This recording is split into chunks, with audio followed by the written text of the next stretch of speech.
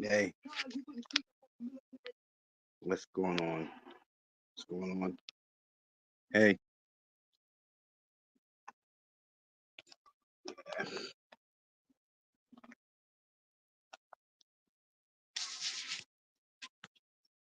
hey, send him the link.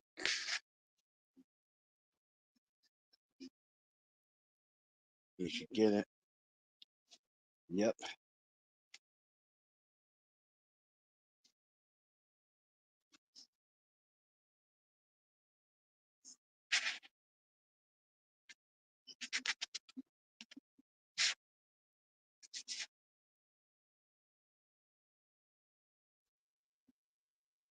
Hello, everybody. So, So,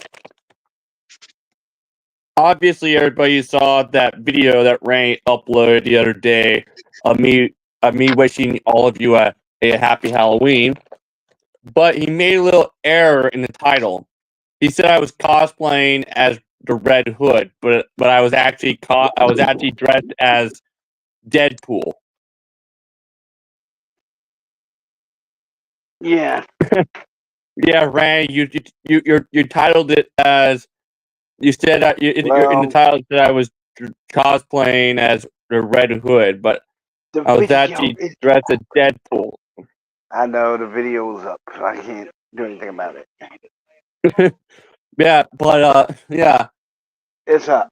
and of course, That's in all I that got. video, I explained that I did have some Halloween themed Try Not to Laugh Challenge videos planned. But yeah, they were part of the few videos that I was working on recently. That I wanted Randy to upload, but of course he's still dealing with those technical difficulties and still trying to find a way to upload I to go am to. trying to find a way to upload it. It's for some Yeah, reason the glitch in the cyber system of the company is making it difficult for me to upload videos. yeah, It's not the cell phone. we've all had our fair share of technical difficulties and glitches. I mean, because of a crazy glitch, I had to get a new cell phone months ago. And Everybody, I bet you didn't even need it. It's probably a software issue. nope, no, it was my phone, Randy. It it started glitching and was messing with the battery with the cell phone battery. Oh, It'd be at 100%, then go to a lower percentage, and then suddenly 0.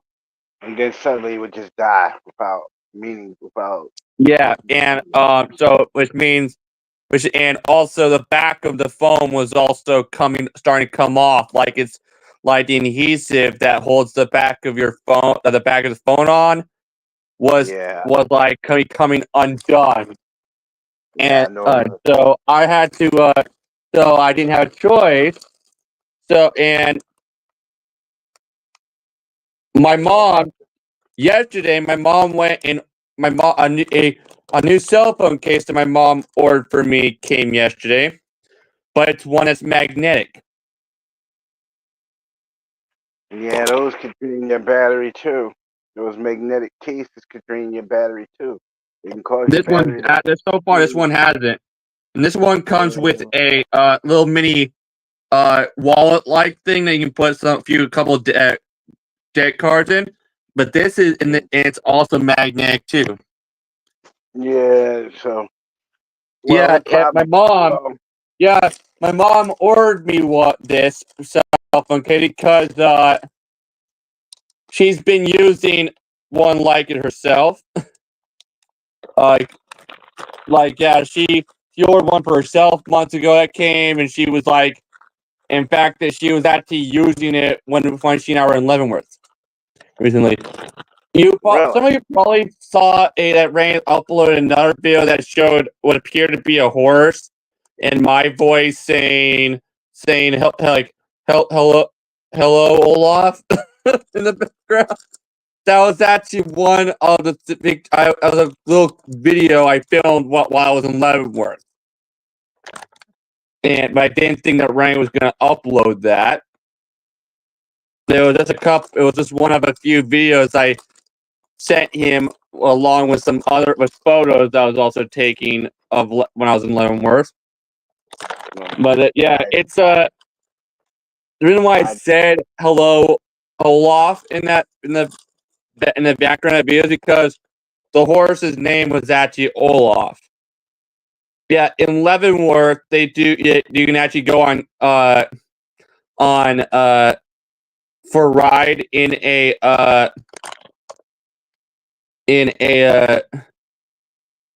you can actually go for a carriage ride, but they have two carriage rides, but they're separate companies, but they work very close together, and both of the horses are like twins. They like, but one is big, one is like bigger than the other one. So, but yeah, that's one of the cool fun things you can do in Leavenworth. And yeah, for those of you who have never been to Leavenworth, Washington, I strongly recommend you go there one of these days. It's a great place. It's a very touristy thing. It's a town that's made to look like an old Bavarian village. Like it literally, like when you're there, literally every single building there looks like an old German building on the outside, including all of the fast food restaurants that are there, including the Starbucks, the Subway, and even the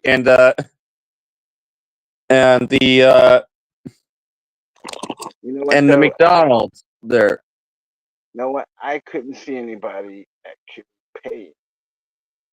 actually paying. And I've actually seen this around my own neighborhood. I walked into Target up where I live now, and I walked up to the counter and saw this guy paying almost $12 for a cup of coffee. I was looking at him and I was thinking to myself, "Is he crazy? The guy must be drunk or something." Because he walked out of there all happy. I was like, "Dude, you just blew $12." He looked at me and was like, "Well, worth it." I said, "Dude, you could have did that at home and kept the money in your pocket." Sure. Dude. Yeah. I'll never do that. And here's a little fun fact for all of you about Leavenworth, Washington. Leavenworth actually started out as an old mining town, but the people who owned the town noticed all the mountains around the area looked a lot like mountains that you would see in Germany or Bavaria, and it gave them the idea to basically turn the entire town, make the whole entire town into a tourist destination, by making it look like an old German village, like an old Bavarian village. It's awesome. There's so many great things to do there. They have a couple breweries. They have they have a lot of great restaurants, and all of these places are all in walking distances of each other. And they have some great shops. In fact, many of you know that when I was there, I went and bought myself this at the comic shop that's there. The Silver Age Batman World's Finest Superman Omnibus Volume 1. Oh, they got like a comic shop.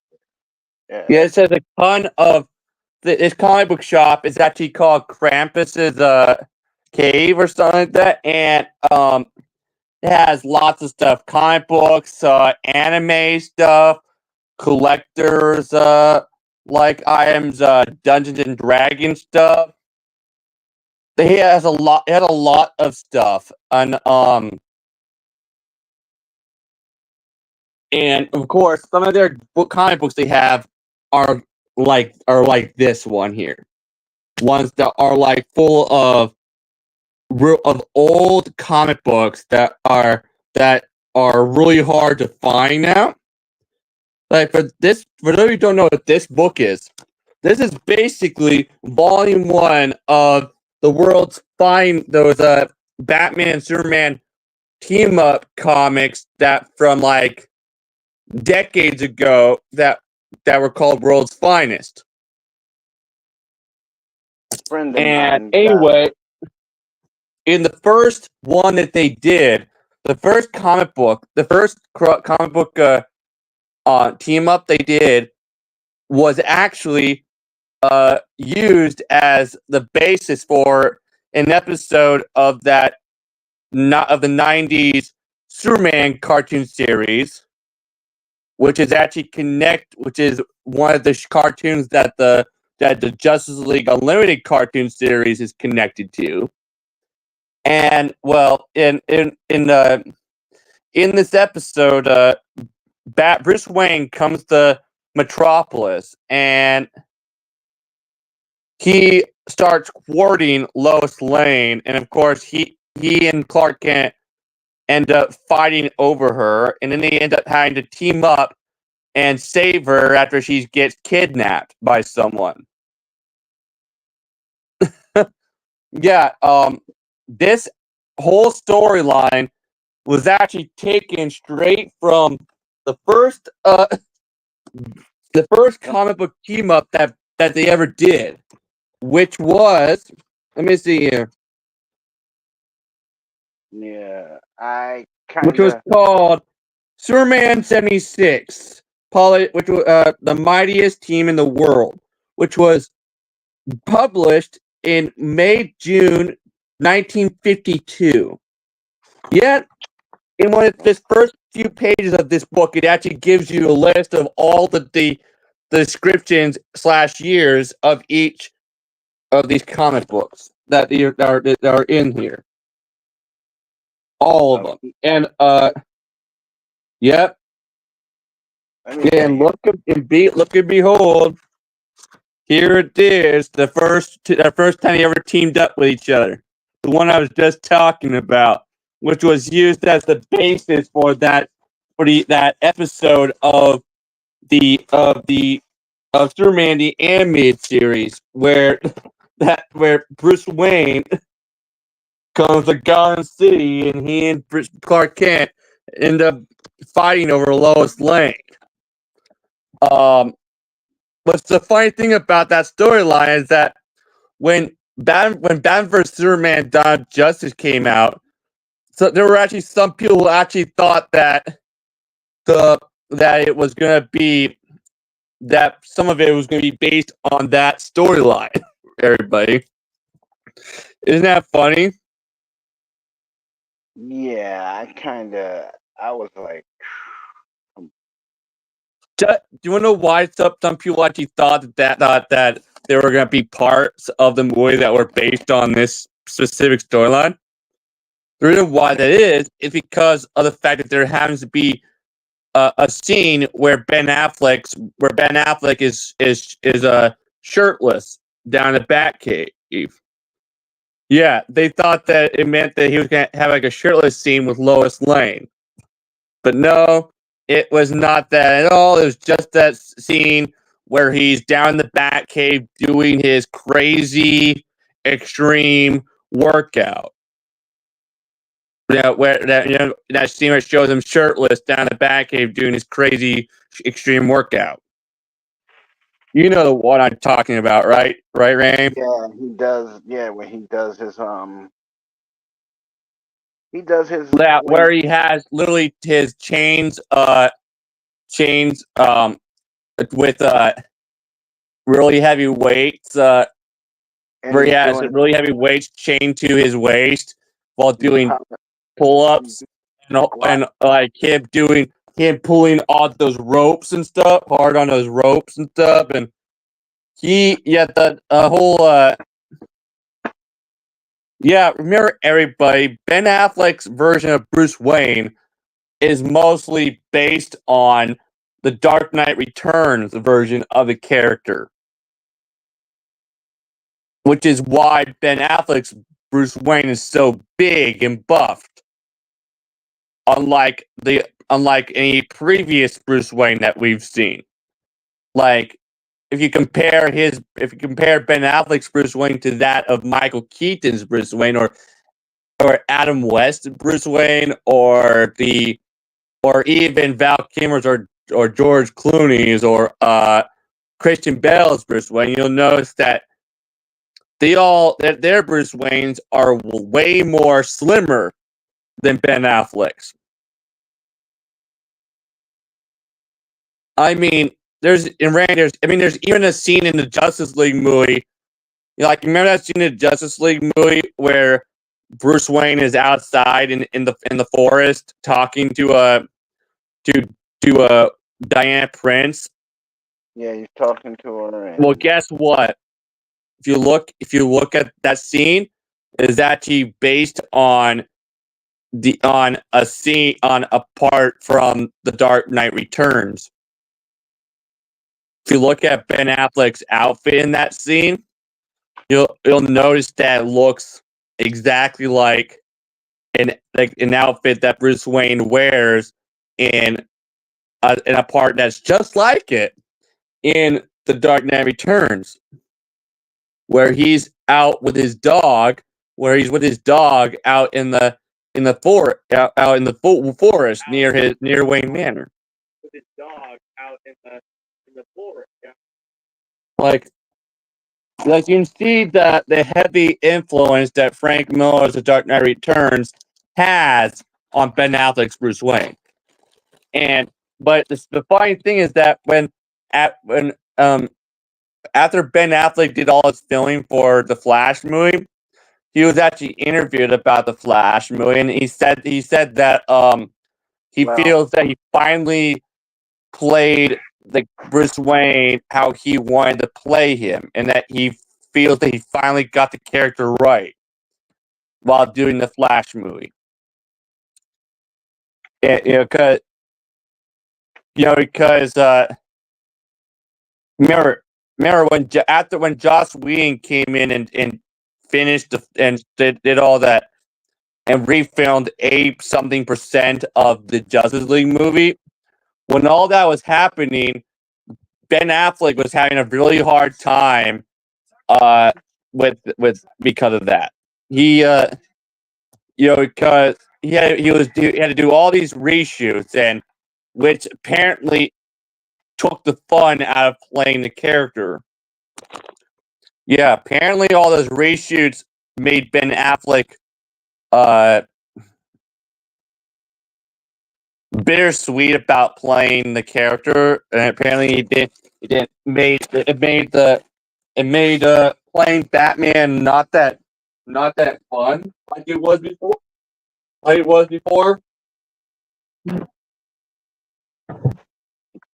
And because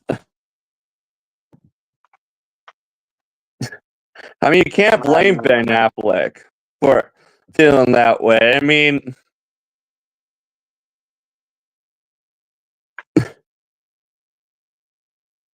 but luckily, but thank goodness though for the Snyder cut though, everybody, because in the Snyder cut we actually see how Ben Affleck was supposed to be playing the character in the Justice League movie before Joss Whedon came in and changed a lot of it. I mean, yeah. I mean, in the Justice League movie, Ben Affleck's Bruce Wayne is a little bit more hopeful and stuff, because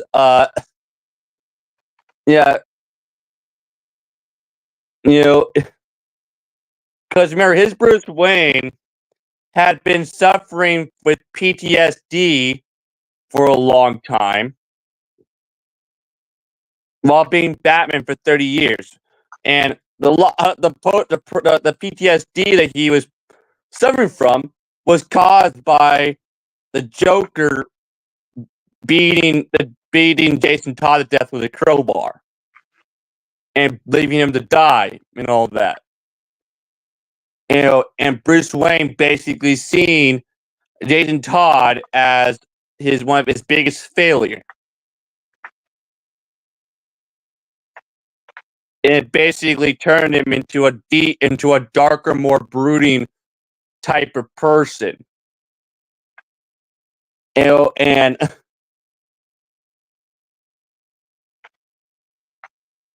a more violent person.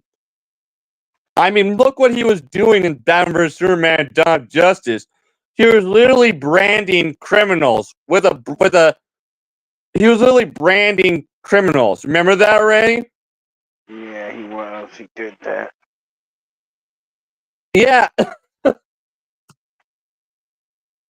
I remember there were people who were angry because Ben Affleck's Batman was actually using a gun and actually killing people in Batman vs Superman: Dawn of Justice.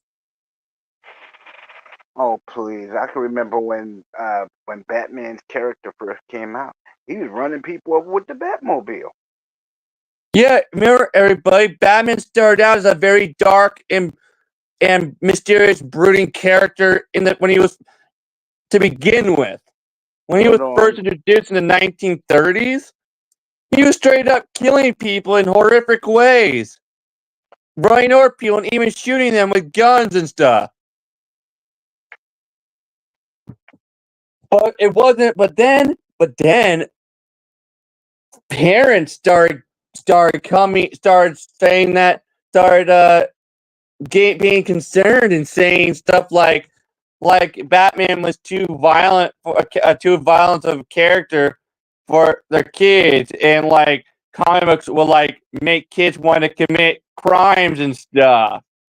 So because of that, they decided to make Batman more family friendly by introducing his sidekick Robin, and also making Batman more family friendly, which also led to the 60s Batman TV series starring Adam West and Burt Ward.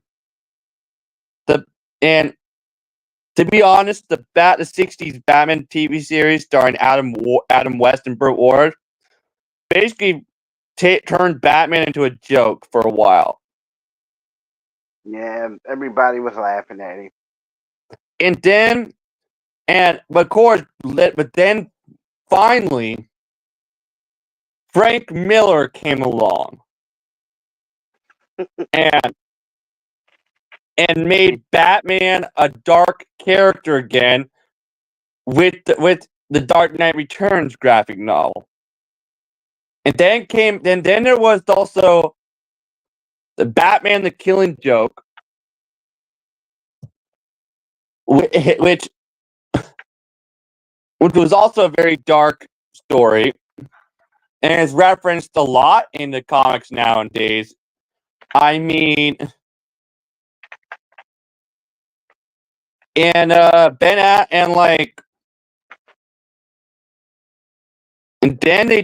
Tim Burton came along and directed the 1989 Batman movie starring Michael Keaton. I remember hearing that when it was announced that Michael Keaton was going to be playing Batman, apparently there were a ton of people who were like, "Oh no, not Mr. Mom." Oh, come on, don't do this to me. Yeah, and then because he before Batman, he previously did that movie Mr. Mom, and people were like, "Oh no, is it gonna be a comedy like the Batman TV show with Adam West?" Yeah, but what I'm saying, but to put people at ease and to reassure them that the movie was gonna be a dark and a dark and serious movie, they released the teaser trailer, which showed everybody that the movie was going to be very dark and serious, and that Michael Keaton was actually portraying the character in a serious way that was not comedic. I know. It's like, how can I say it? It was like he tried to do Batman justice because they made Batman out to be a joke. But guess what? Here's a fact that a lot of you didn't know about Michael Keaton. When he was the first time he ever put on the bat suit was actually the first day of filming, and apparently he had a claustrophobia. So apparently wearing that suit made him feel very claustrophobic, and he thought that, oh no, I'm not gonna last for a day. I'm not gonna be able to do this. Yeah, apparently that bat suit he wore was very claustrophobic, I heard. Apparently. And but look what happened. He still ended up giving a fantastic performance as Bruce Wayne and Batman. I mean, top notch. Yeah, and of course you can't forget about Jack Nicholson's brilliant portrayal of the Joker. I mean, he's great playing homicidal maniac. I mean, he was perfect for the part because of his performance that he gave in the Shining movie. You see, it turns out The Shining is what convinced Tim Burton to cast Jack Nicholson as the Joker. That famous scene from The Shining where Jack Nicholson is like, "Here's Johnny." Like but guess what Tim Burton had to do to convince Jack Nicholson to take the part? He had to go to Jack Nicholson's ranch and ride horses with him.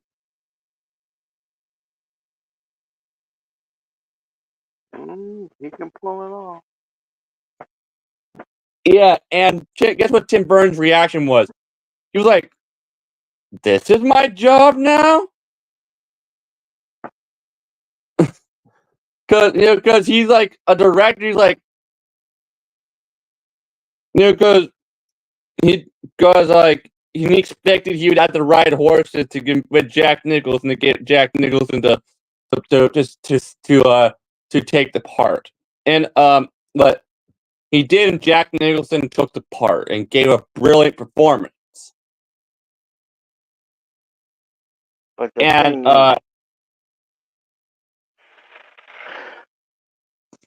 the thing is, one thing you didn't know about Corey Burton, before he was a prominent producer, he was also a voice actor. And guess what, Randy? You probably didn't know this, but before Michael Keaton was an actor, he actually he was actually part of the TV crew for Mr. Rogers' Neighborhood. Oh, yeah. Oh man. Yeah, for those who don't know, before Michael Keaton was an actor, he was actually a stand-up comedian, and he was also part of the stage crew for Mr. Rogers' Neighborhood. Yeah. And Mr. Mom was actually one of his first movie roles. But the reason why Tim Burton chose Michael Keaton for the role of Batman is because Tim Burton actually saw him in this movie that was about drug addiction, about alcohol addiction, and which had Michael Keaton as this guy who was doing AA and trying to get sober. And apparently Michael Keaton gave a really good performance that was actually realistic and stuff, to the point where it actually showed that he could do serious stuff too, not just comedy. And look what happened. Michael Keaton, to this day, Michael Keaton still a great actor. He was always a great actor. I mean, But of course, to me, he will always be one of the best actors to ever play Batman in live action. I mean, the way he portrayed Bruce Wayne and Batman was great. I mean, you actually believed that he was this millionaire, this billionaire who fights crime just as a bat at night. And guess what, Rain? You probably know this, but you know why how they came up with the idea for the look of Gotham City and the look for how people dressed in Gotham City for the 1989 Batman movie? How they dressed them like they would. They revealed in the behind the scenes featurette of the special edition version of the 1989 Batman movie. They actually revealed that they based the outfit to the movie and the look of Gotham City on what would happen if in the 1980s we were still stuck in the 1960s. Lord. Like, even though we were in the 80s, we were still stuck in the 60s. Like, people were still dressing in 1960s clothes, and I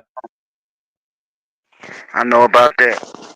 Did your mom pick up the turkey for Thanksgiving, Colin?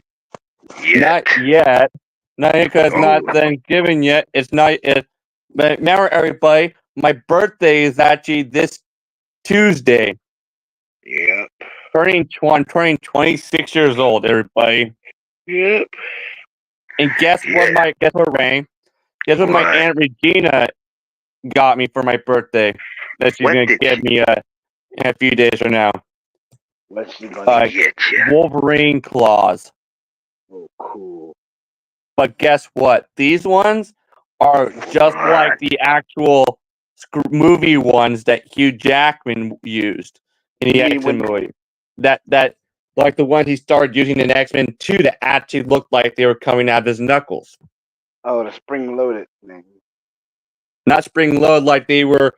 You see, they would have this handle underneath them, and the top of them would look like they were coming out of his knuckles. Yeah. They started using these for X-Men 2, but when they were doing the first X-Men movie, they had to get a little creative because they had never done anything like that, like the Wolverine claws before. Yeah, so, like, crazy. in fact, like, but they actually let Hugh, for X-Men 2, they let Hugh Jackman choose the Wolverine claws that he was going to wear for X-Men 2. And he chose ones that actually looked like they were coming out of his knuckles. Like, you would have they would have this handle thing that would underneath them that would be that he would hold like underneath his fist like this, but you wouldn't be able to see him. And then the top would be like they would look like they were coming out of his actual knuckles. But then they start perfecting the claws more and more over the years. And in fact, even when they were doing the Logan movie, they were still perfecting them, Randy. Yeah, I was but it all started with the ones he wore. They did use for X-Men 2. Yeah, and I was I was like, wow, man. I never thought that they could actually do the motion cap like they did in the X-Men video game, where you see Logan actually flipping from rooftop to rooftop in the video game. I said, "Oh my god, this guy's gonna kill himself," because they made the game look so real. It looked like a 3D cartoon movie. and great, yeah. Guess what? And guess what? Right? You wanna know why Hugh Jackman chose to come back for a Deadpool and Wolverine? Friends. Well, he is friends with Ryan. Well, guess what? Reynolds. He was recently interviewed on a talk show about Deadpool and Wolverine. And he asked him why he came back for Deadpool and Wolverine, and guess what he said? He said that he was doing Logan, and it was supposed to be his last time playing the character, and that he was done with it. But then, and then after the movie was released, he was watching the first Deadpool movie, and he was like, he was basically like, shit, and realized that that leaving the part was a mistake, and a few years after that, I'm wondering. he called up Ryan Reynolds and was like, I want to do Deadpool Wolverine. Is there any way we can do that? Look, I know you're doing filming for a movie right now, but is there any way we can do this movie? And apparently, guess what Ryan Reynolds' reaction was? What? Are you okay? Because you're calling me right now. No one calls each other anymore. People text each other nowadays. Yeah, like that was Ryan Reynolds' reaction. And because when Ryan and Eric, when it was announced that Logan was going to be Hugh Jackman's last time playing the character, Ryan was like, really? You're retiring? Why? because for a long time, Ryan Reynolds had been wanting to do a Deadpool and Wolverine movie for multiple years, and and Logan basically stopped that for a while. Like Logan being Hugh Jackman's last Wolverine movie, basically put an end to that for a while. That is until Hugh Jackman decided to come back for Deadpool and Wolverine. But of course, they revealed that they felt that Ryan Reynolds and Sean Levy felt that if they were going to bring Hugh Jackman back, it would have to be with Hugh Jackman in the yellow and in the yellow and blue Wolverine suit in the comics. And guess what Hugh Jackman's reaction to that was? Apparently, he was like, "Well, I don't know. If you can make it work, sure, but I don't think it would work." Well, let's do it. And look what happened. It worked. They designed the yellow and blue suit in a way to where it looked very tactical.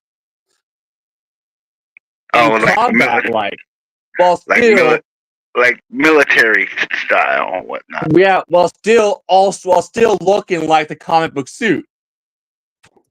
But they actually revealed why Hugh Jackman's yellow and blue Wolverine suit had sleeves in the movie. Is it because of Hugh Jackman dealing with his cancer and stuff? He felt that before he did Deadpool and Wolverine, he had just survived cancer again. And he was scared that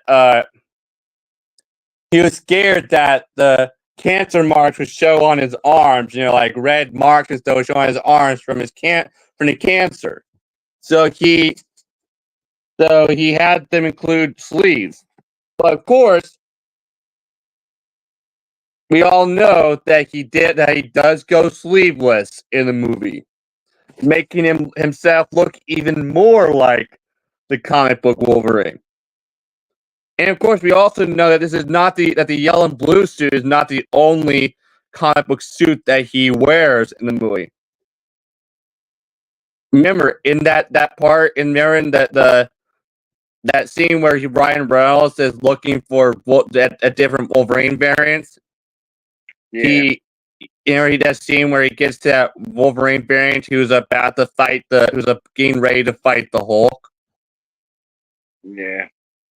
Remember what that Wolverine variant was wearing? Oh God. The brown and yellow Wolverine suit, from the 67.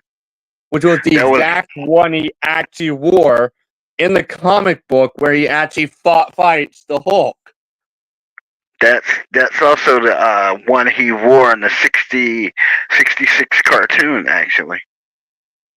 Yeah, and apparently that one suit costed like $3 million to make. I'm gonna tell you, for those of you who don't know, that was Wolverine's very first suit, actually. Yeah, when he joined the X-Men. Yeah, and remember, before he was a member of the X-Men, he had his own comic series. Yeah, Alpha Flight. No, it was Alpha Flight, actually. And in those ones, he was basically a failed samurai. And there was even a Frank Miller Wolverine comic that where he goes to Japan. Guess what?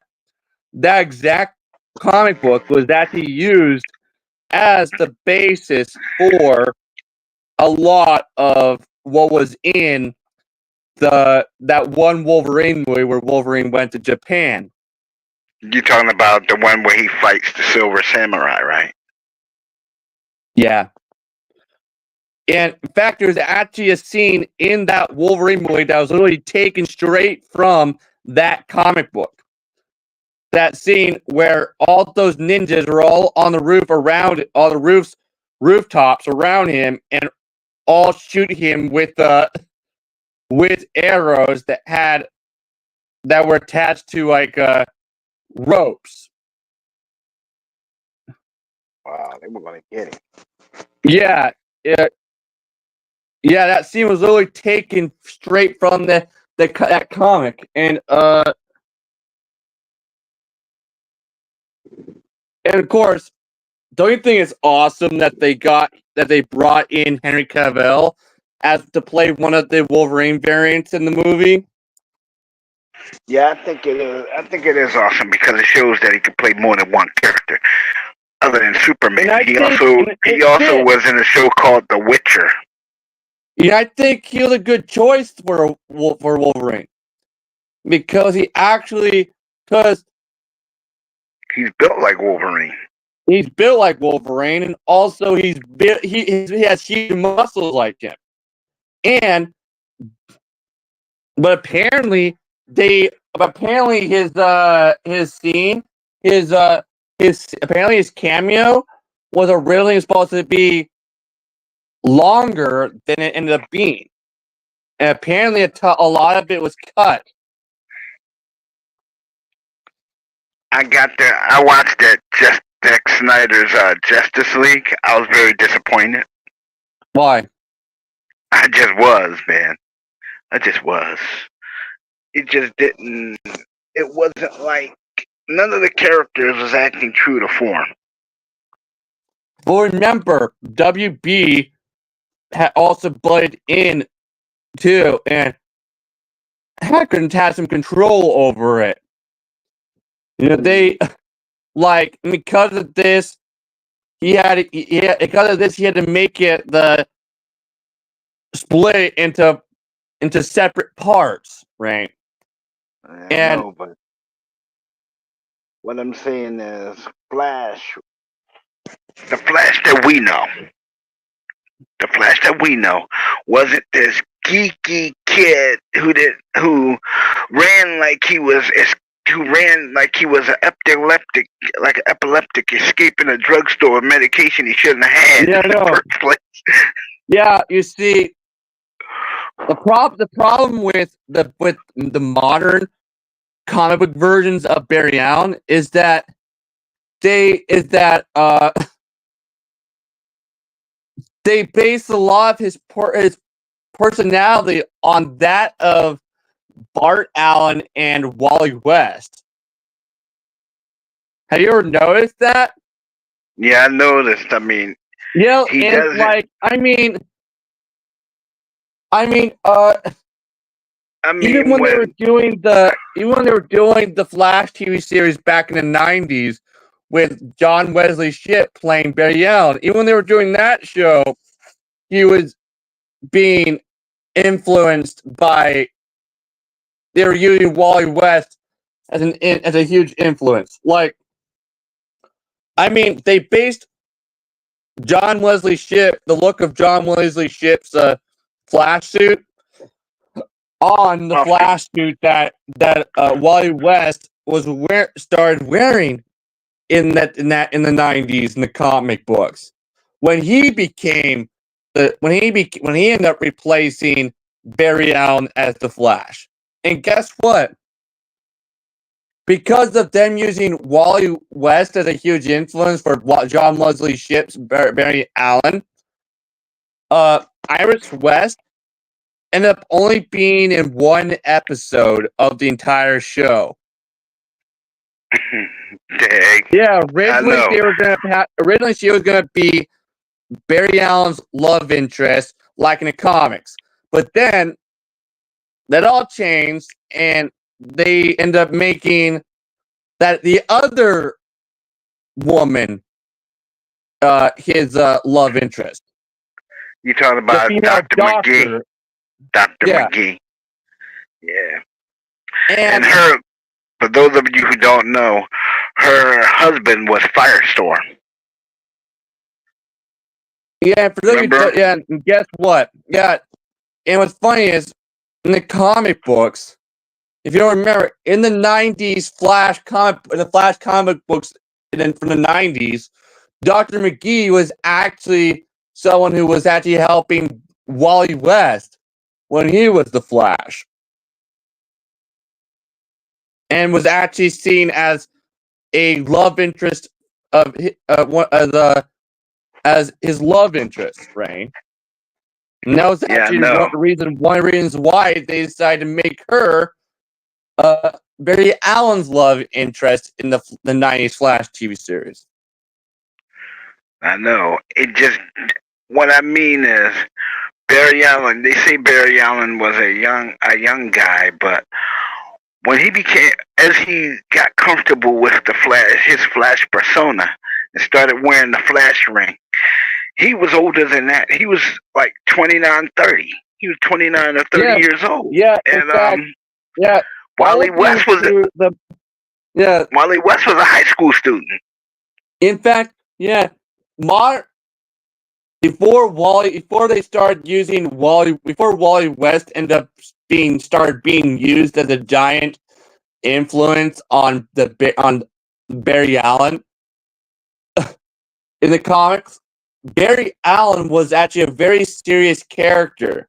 He was not he wasn't this happy-go-lucky witty Goofy. character like he ended up becoming in later comic books. He, in fact, even in the older Flash cartoons and the Super Friends cartoon series, Barry Allen was a very serious character, and he and like yeah, and like There was no. Wally West didn't join the Justice League until later. Yeah. I mean, you didn't even have Cyborg back then. You had people like Samurai, El Dorado, Guana Beast wasn't even there. You had Sheena, who was a black Amazon with blonde hair, which you didn't really see. So Barry Allen, originally Barry Allen wasn't the witty, humorous, happy-go-lucky guy that you know him to be today in the comics. Even I knew that he was not that originally. I knew this since I was a little kid. Everybody, because like I said before, when I was in elementary school, I was always checking out this big fat book in the school library that was like big and thick like this, but it had this plain red book cover and backing on it, and it was just chock full of really, really old comic books from back in the day, including tons of Superman comic books, including ones from the 80s, and it even included the very first Flash comic book ever, which was the origin of Jay Garrick. Yeah, Jay Garrick, who was the first Flash. Yeah, that was before that he became the first Flash. He wore a helmet. Yeah, he wore a helmet with wings on it. Yeah, before Barry Allen was introduced, the Flash was actually a man named Jay Garrick, and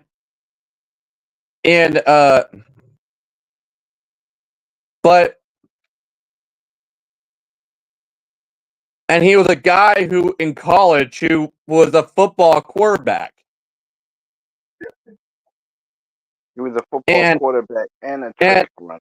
He got his powers from a freak accident. He was in the science lab that's at that was at the college that he was a student at going to, and a shelf that was full of different things of chemicals fell over and tons of chemicals fell and spilt on him, making him and caused him to be put into a coma. And they woke up in the hospital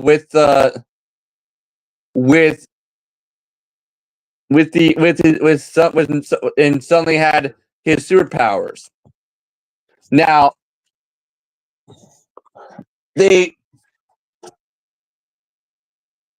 obviously Barry Allen got his powers in a very similar way, except Barry Allen was struck by lightning, though. That's how he got his powers.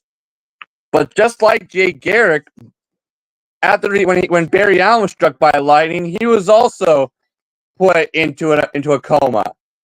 It actually put him into a coma too.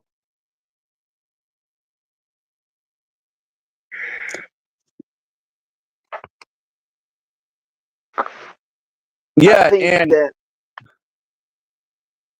in their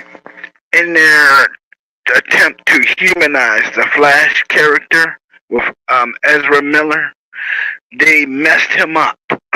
Seriously. Yes, like you can see the obvious Wally West and Bart Allen influences on his Barry Allen. I mean, they were trying to do something different with his Barry Allen, but in my opinion, it doesn't work. I mean, his Barry Allen has a difficulty being in his Barry Allen has difficulty interacting with other people and stuff, and the way his Barry Allen runs is looks like makes him look like someone who's like figure skating, like skating, like rollerblading. I mean, when Grant Gustin played the Flash, I mean, when he did the running that the Flash had to do, you couldn't even tell that it was camera trickery, involved. He kind of brought the Barry Allen character to running. Yeah, every time they show him Grant Gustin running in the Flash TV show, it's actually him in front of a green screen. And they move it really quick, move it really fast. Yeah, and but guess what, everybody? When Grant Gustin was playing the Flash in the TV show, in the Flash TV series, he actually revealed that when he signed on to play character starring with his first appearance, which was in the Arrow TV series, he had never read. The only comic book thing he even knew about was Superman. Was the 1978 Superman movie starring Christopher Reeves, because that's what he grew up with. Many of us grew up. And never read the Flash, and so he's used that as a big influence on his Barry Allen, because that's all he knew. He had never read the Flash comic books in his life. Yeah, so like the only superhero comics he had ever read were Superman comic books, and he had only seen the Christopher Reeve Superman movie. That was the only thing DC Comics related thing he had ever seen when he was a kid. I've seen the black and white Superboy that they had out, the Alan Wood Superman that they had. Yeah. I've seen that one. And anyway, so Barry Allen. So yeah, so basically, even though Grant Gustin gave on a great performance as Barry Allen, he had never actually read the comic books in his life, the Flash comic books in his life. And the funny thing is, a lot of his Barry Allen was actually taken from the New 52 comic books.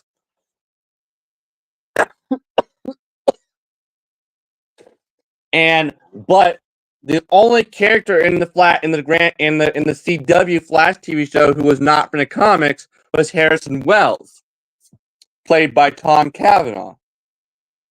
He was an original character, but of course, then they revealed that Harrison Wells was actually died in a car accident back in the 90s, and that Eobard Thawne, Reverse Flash, who found himself stuck in the past, basically made himself look and sound exactly like Harrison Wells, and basically stole his life.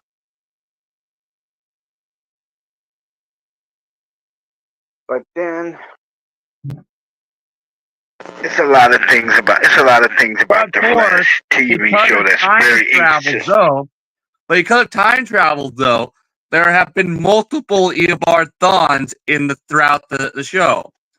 First there was the actual Eobard Thawne. First there was the Harrison Wells version.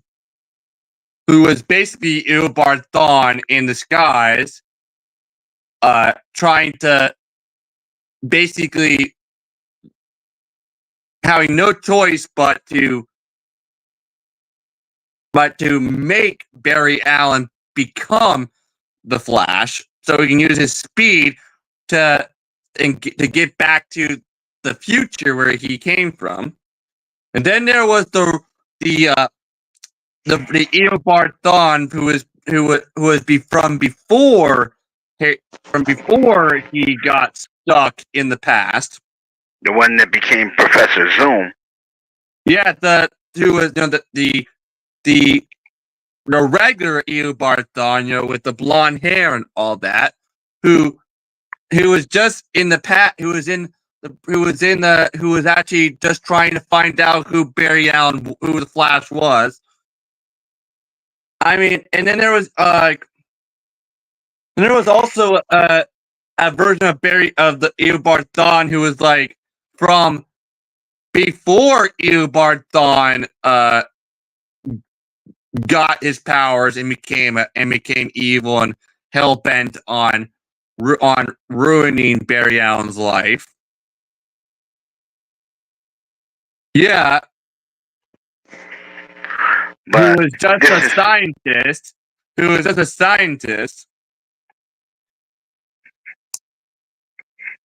Yeah, he was a scientist, but he also created things like the quantum. The quantum accelerator that he's used in his suit to simulate Barry's speed. Remember? Yeah, except remember, the quantum accelerator was actually created by the Eobard Thawne version of Harrison Wells, who was the Eobard Thawne who found himself stuck in the past and basically stole Harrison Wells' identity and life. But Zoom was the first one to have the ring. And anyway, yeah, and remember and then there was the actual Harrison Wells, who was brought back from the dead, who was also played by Tom Cavanaugh.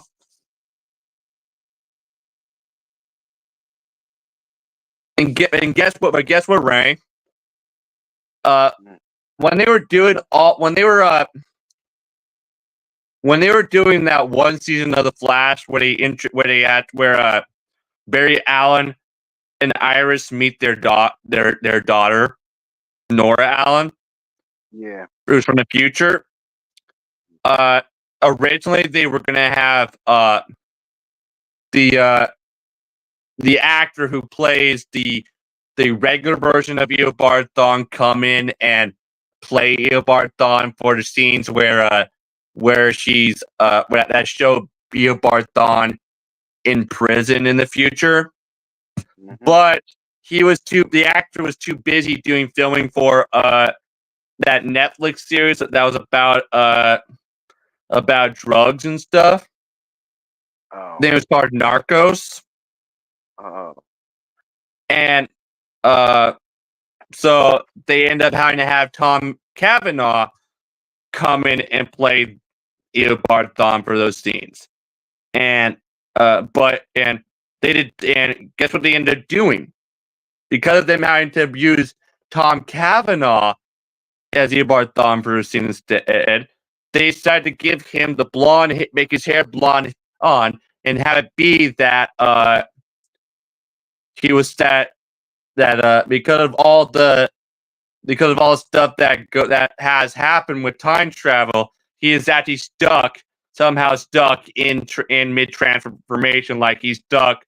His look is in his look that his body has is in between himself, his regular look, and his Harrison Wells look.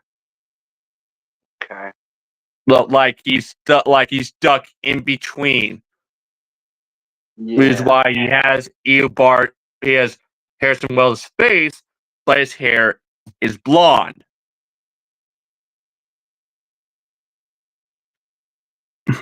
But you have to admit, Tom Cavanaugh was great as Eobard Thawne. Yeah, he was very menacing, very sinister, and he just, it was like Eobard Thawne leaped out of the pages of the comic, and the actor who played the regular version of Eobard Thawne in the CW Flash TV series, he literally looked like the comic book version of Eobard Thawne from the comic books. Like, he looked so much like him. It's just like they said when Burt Ward played Dick Grayson. They said he looked like the Dick Grayson from the comic book. Yes, but it's great. It's like they did a fantastic job of casting both versions of Eobard Thawne for the series. Tom Cavanaugh was brilliant as the Harrison Wells version of Eobard Thawne, and also all the other many versions of Eobard Thawne from the multiverse that were in the show. And also the regular Harrison Wells, who was brought back from the dead, and the actor who played the regular version of Eobard Thawne was also brilliant as Eobard Thawne, to the point where both actors could easily blended very well with each other, very well, like to the point where they both seemed like they were like their portrayals were both so similar that you almost couldn't tell their portrayals apart. Like, their portrayals were so much alike. But guess what I heard?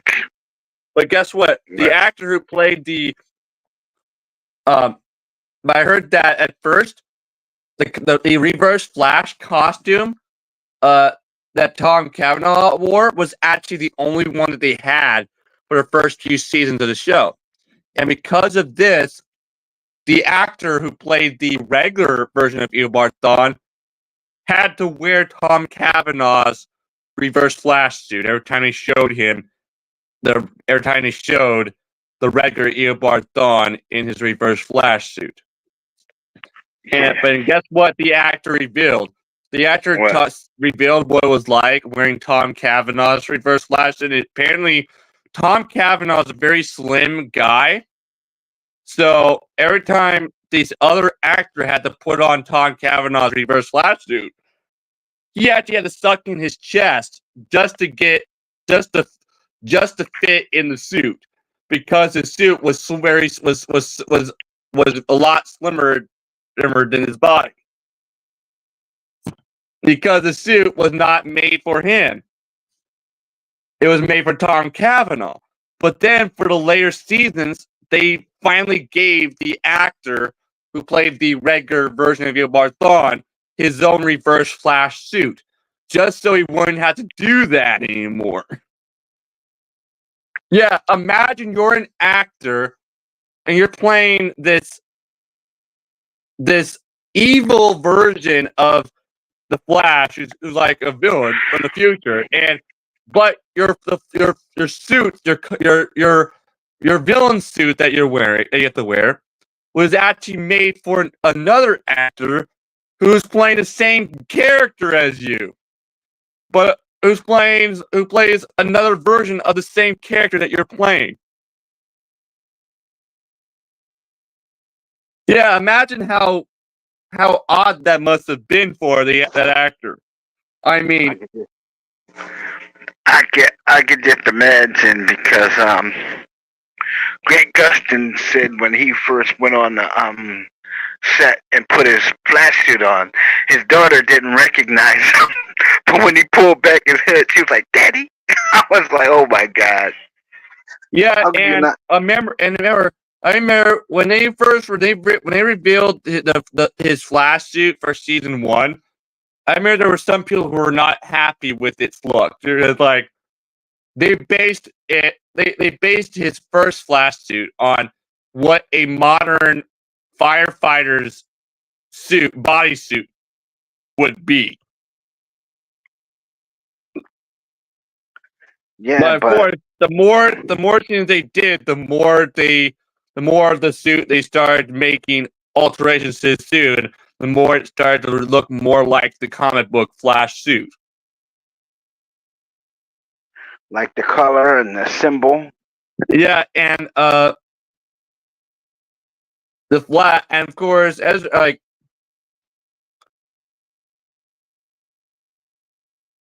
And apparently, when Grant Gustin was cast as the Flash, he almost tried to get fired from the part. Yeah, did you know that, Ray? Why would he try? He to get felt fired that he felt that he wasn't right for the character. You know, because he was just this Canadian actor who was very slim and wasn't that well known. But then the people at CW were like, "No, you're perfect for the character." And your first appearance is going to be in a episode of the Arrow TV series, and then you're going to get your Flash TV series, which will be a spinoff. Yeah, but what I'm saying is, even Grant Gustin, when he did the Flash, he even revealed that he said when when I was cast as a Flash, I didn't know what to expect. My first season was kind of weird because they had me doing all these weird things. Like they made one script where the Flash was running so fast he kind of phased out for a second. Yeah, and guess what? Yeah, and you can't blame Grant Gustin for feeling like he was not the right choice for the character originally, because he was this actor he was this very slim Canadian actor who wasn't that well known, who's not that well known in the United States, and was mostly known in Canada, and he looked nothing like the character because he had brown hair and like brown eyes, and he he had also never read the Flash comic books in his life, and that the only DC Comics character he even knew about was Superman because he was always watching the Christopher Reeve Superman movie from 1978 all the time when he was a kid, and that he had only read some Superman comic books, and that those were the only DC Comics things that he even knew about. So that and guess what? The opening of the first episode of the CW Flash TV series was actually literally taken straight from issue 1 of the New 52 Flash comic book. You mean the thing that describes him being the impossible? What he and Iris West were doing, like in the beginning of the episode. Him acting like doing a little goofy dance. Whoa. Yeah, and but you have to admit, Tom Cavanaugh and the other actor were both brilliant as Eobard Thawne. I mean, Tom Cavanaugh was brilliant as the Eobard Thawne who was like disguised himself, who basically stole Harrison Wells' life and his face because of him being stuck in the past. And the other actor was brilliant at playing the regular version of Eobard-Thawne.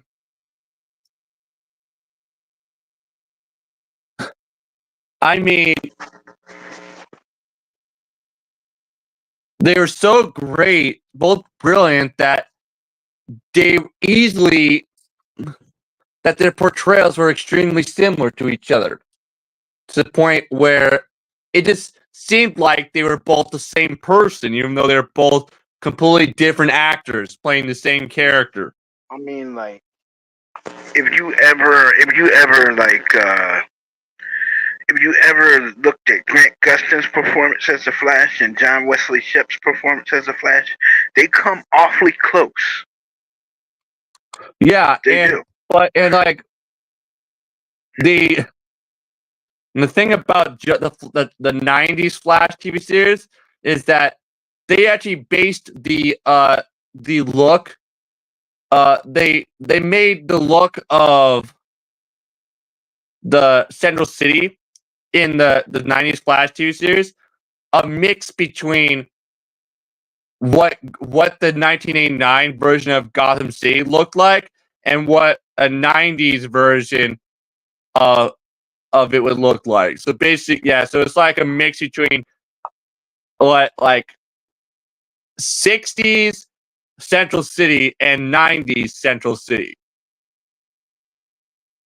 I mean, and guess what? And I mean, and if you remember, do you remember who created the theme song for the 90s Flash TV series?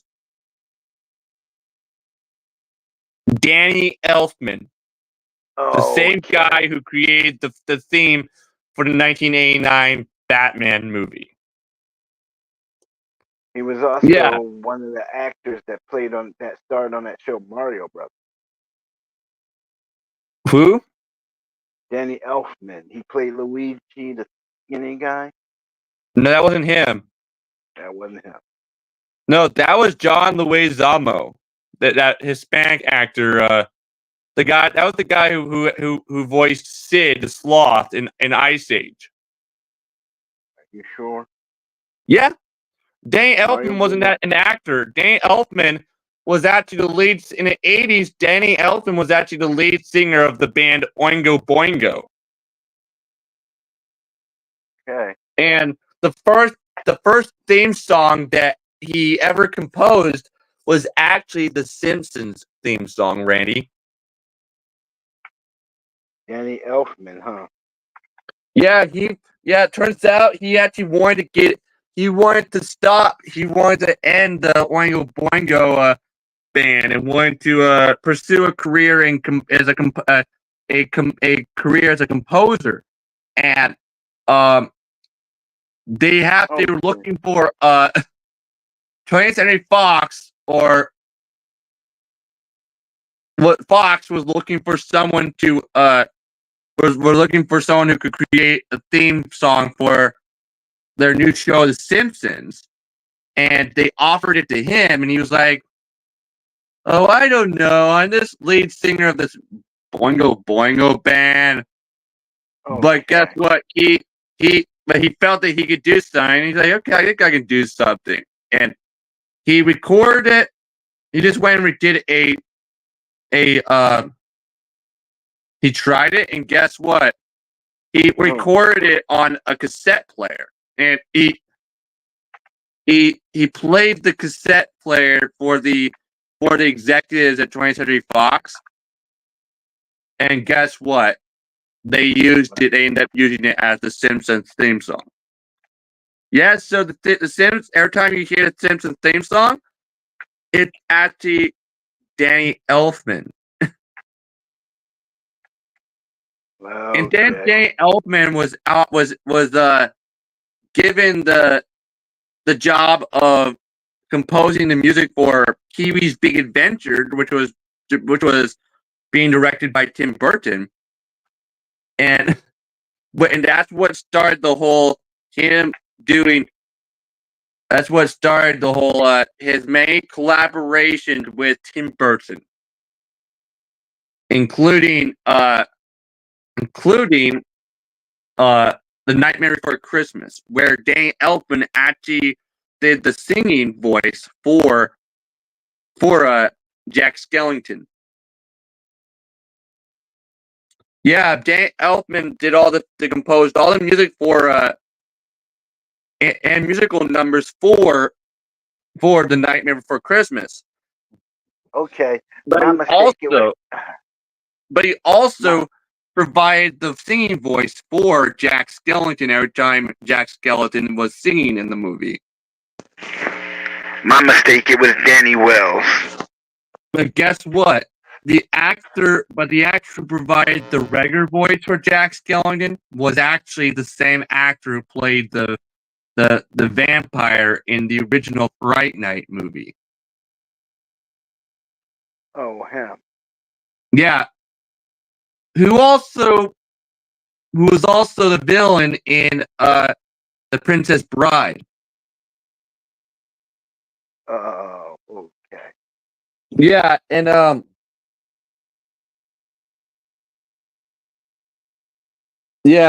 but did you hear they're actually working on a live action remake of The Nightmare Before Christmas, and Tim Burton's involved? And guess who's going to be playing the live action version of Jack Skellington? Who? Johnny Depp. Oh. Which I think is great. Is perfect. Well, at least he's getting back in the game. At least he's getting back in the game. Of course, this doesn't mean that Johnny Depp will be returning for another Pirates of the Caribbean movie, though. Well, at least he's getting back in the game. That's what I'm saying. It was announced that they were doing a live-action remake of Nightmare Before Christmas last year or the year before. Yeah. And but before this, Tim Burton didn't even want their live-action remake of The Nightmare Before Christmas made at all. But remember, it's a moneymaker.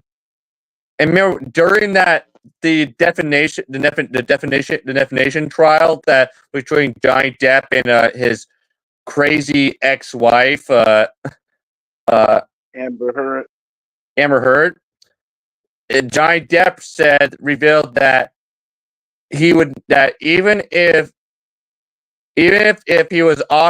Disney offered him 1 billion alpacas, he would not do another Pirates of the Caribbean movie with them because of what they did to him.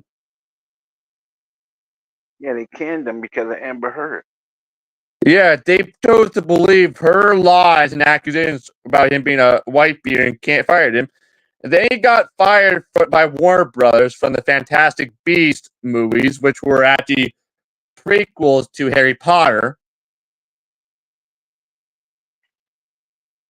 Yeah, and then when he wasn't even allowed to do his. When they usually close a character out like that, the Pirates of the Caribbean, Jack, the Jack character, Captain Jack. Well, he wasn't even allowed to do the usual Disney appearance at Epcot. But guess what? He still dressed up as the character for children's hospital appearances, though. Okay. Yeah, because he said that because he felt that he basically created a character from the ground up. So, yeah. So basically, he's basically playing himself, really. Yeah, you see a lot. They want every time he played the character Jack Sparrow in the Pirates of the Caribbean movies, and people at Disney were never happy with him because when they were doing the first Pirates of the Caribbean movie, they wanted the character portrayed how he was depicted in the script. But Johnny Depp was like, screw that, and went and basically created a character from the ground up. You see, a lot of the Captain Jack Sparrow character was actually based on that of an actual real pirate that people refer to as Black Bart nowadays. Yeah. You see, Black Bart was a European pirate who was like one of the most notorious pirates and was like heavily wanted, a wanted criminal, like, you know, was like one of the most notorious pirates in the Caribbean. But yeah, so some parts of the Jack Sparrow character were based on him. But everything else about the character was that Johnny Depp based on Keith Richards from the Rolling Stones.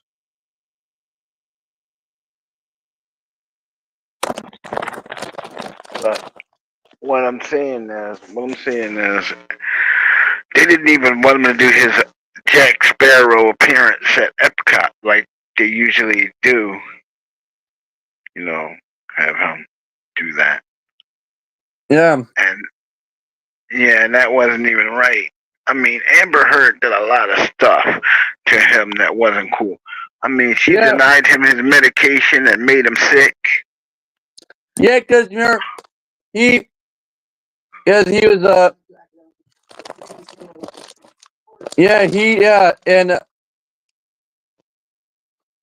there was also that whole thing with her dog. She didn't fill out the proper paperwork for when she took her dog with her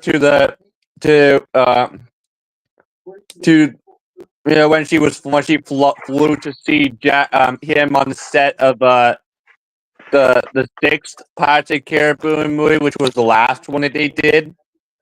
The Black Pearl.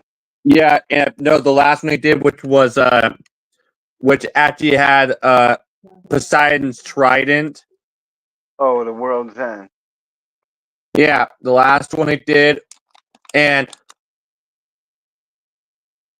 guess what? And during the trial, it was revealed that she didn't she lied and said that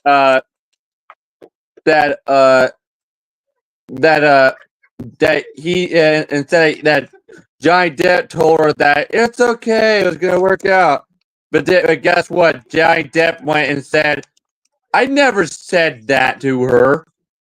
I told her she was supposed to fill out the proper paperwork, but she chose not to. Yeah, and you're a complete liar. Yeah. So basically, the defamation trial basically showed her for what she is: a liar and a toxic person. And guess what? The defamation trial basically ended her acting career completely. Ruined his life. Yeah, the defamation trial ended her Amber Heard's acting career. Yeah, the defamation trial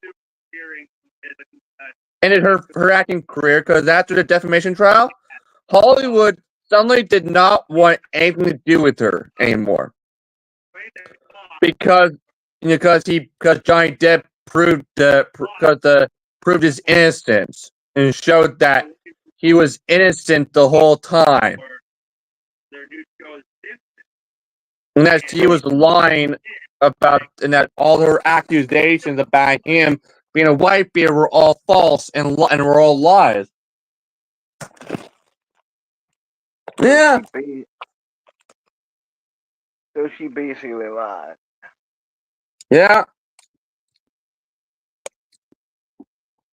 And of course, there was that whole thing about her taking a poop on his bed. Oh man. Yeah, we all remember that. Yeah, we all remember that. Yeah. with anybody. Don't with anybody. I mean, who does that? And apparently, every time he and her had a fight, he would always go run away and hide because he didn't want to fight. It was But that's just how he is. Because when he was a kid, apparently, his mom and dad would always yell at each other and fight, and he thought that it was always his fault, and he would go hide.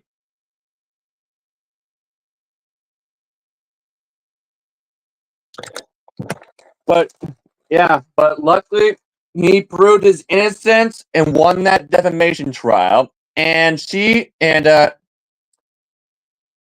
it caused Amber Heard's acting career to come to a sudden end, to where Hollywood no longer suddenly wanted nothing to do with her.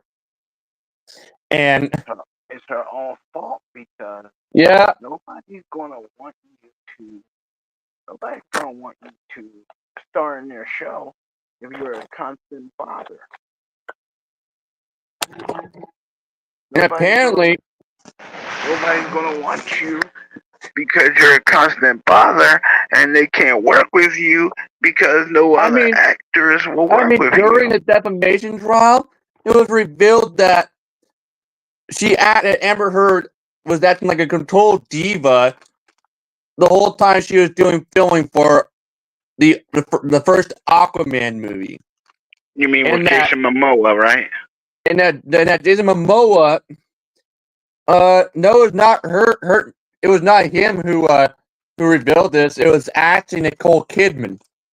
Oh, okay, because she's a friend of Johnny Depp's, apparently, Amber Heard and Jason Momoa did not have any chemistry at all, and he didn't even like her at all, and that they edit their scenes that they were in together in a way to make it look and seem like they had great chemistry with each other, even though they didn't.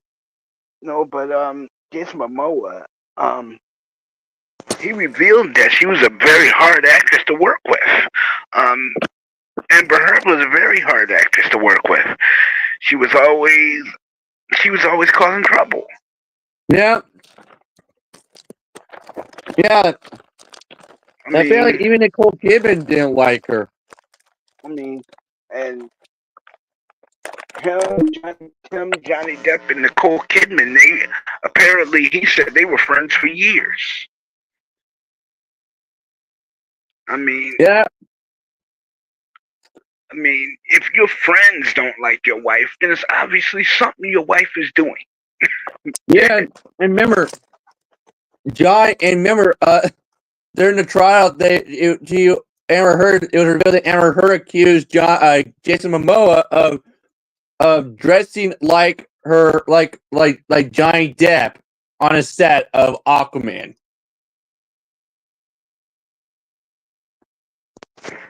That's totally false. That's because he came to set dressed in all like bohemian clothes. But that's just how Jason Momoa dresses. I mean, that's how and of course, Johnny Depp dresses like that too. But it doesn't mean that Jason Momoa did that with the intention of dressing like Johnny Depp to piss her off. No, that's just how he dresses. That's just how that's the style of clothes he wears. When he did the show Baywatch, he would show up like that. Nobody had a problem with it. I mean, Hasselhoff just looked at him and said, "Okay." Yeah, and the only thing that's ironic though that Jason Momoa went from doing Baywatch to doing the Stargate Atlantis 2 series, and then to playing Aquaman. Oh yeah. It's like, and look, all of those different things starting, they all had something to do with water and the ocean. I mean, who else are you going to play Aquaman but Jason Momoa, who is also a champion swimmer and an expert skin diver? Yeah, and guess what? The reason why they chose to cast Jason Momoa as Aquaman was because at the time, Aquaman was not a popular character anymore. So many people saw the character as a lame character. Oh, he's one of those submarine type guys. Because this all started because of the Super Friends version of Aquaman, and also the original comic book version of him. Like in modern comic book readers found him to be lame. So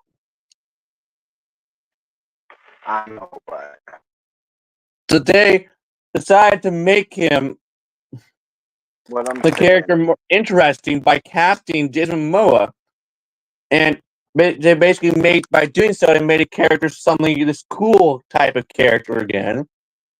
No, but what I'm saying is, dude, you don't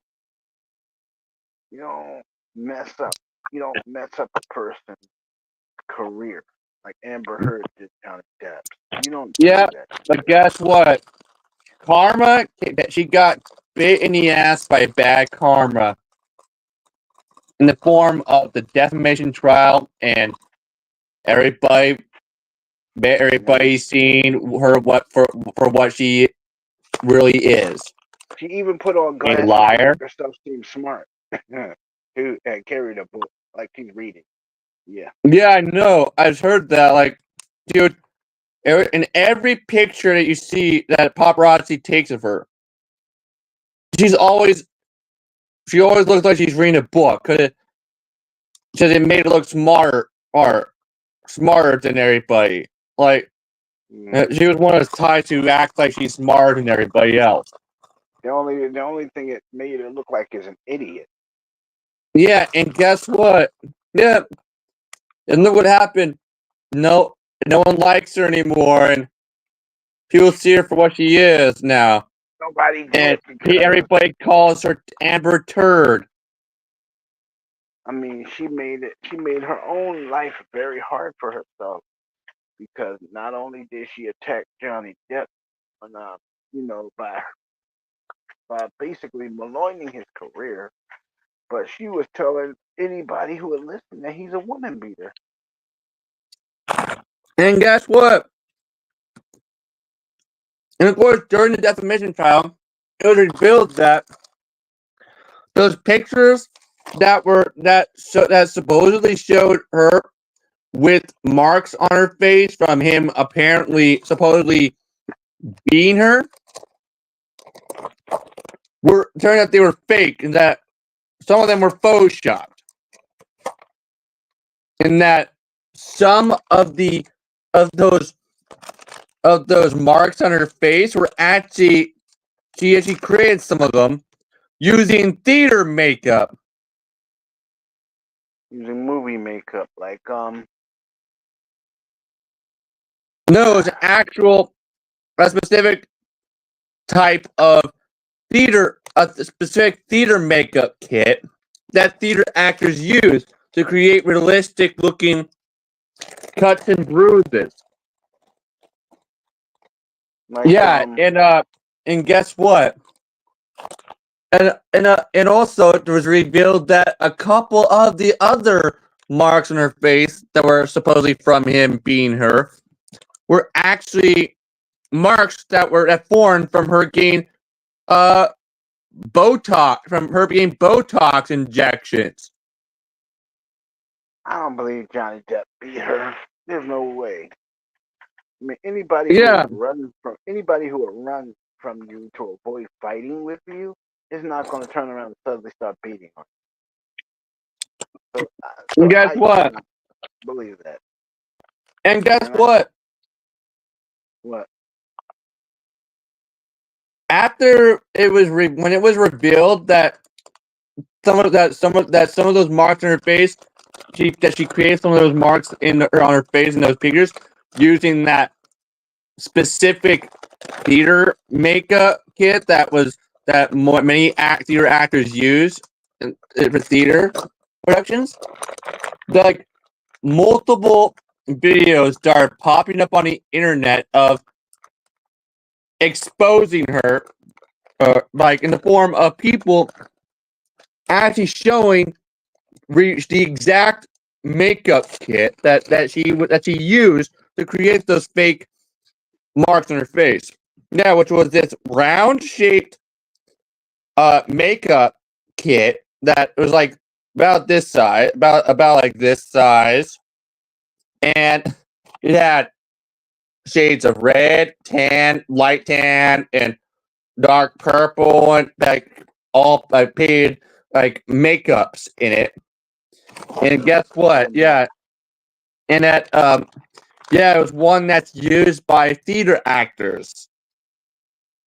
In that, it's the theater actors use it to create realistic looking cuts and bruises for theater productions. Yeah, but I'm not gonna ever believe. I'm not gonna believe that he beat his wife. Yeah, imagine. Yeah, imagine that. How like yeah. Imagine how stupid she must have looked telling that lie. Yeah, and she also lied about saying that the makeup oh yeah, I used makeup around that time.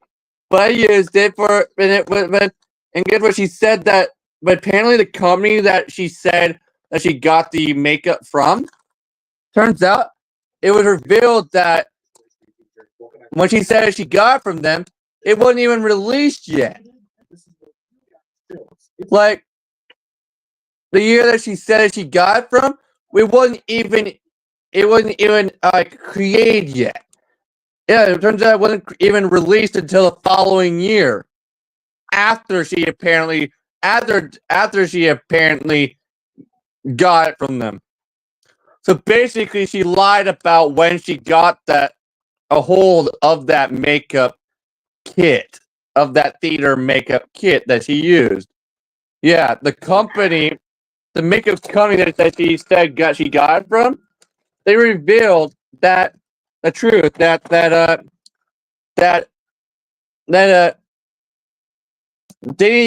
it wasn't even out yet when around the time she said she got from them, and that they hadn't even been created yet, and that it wasn't even released until the following year.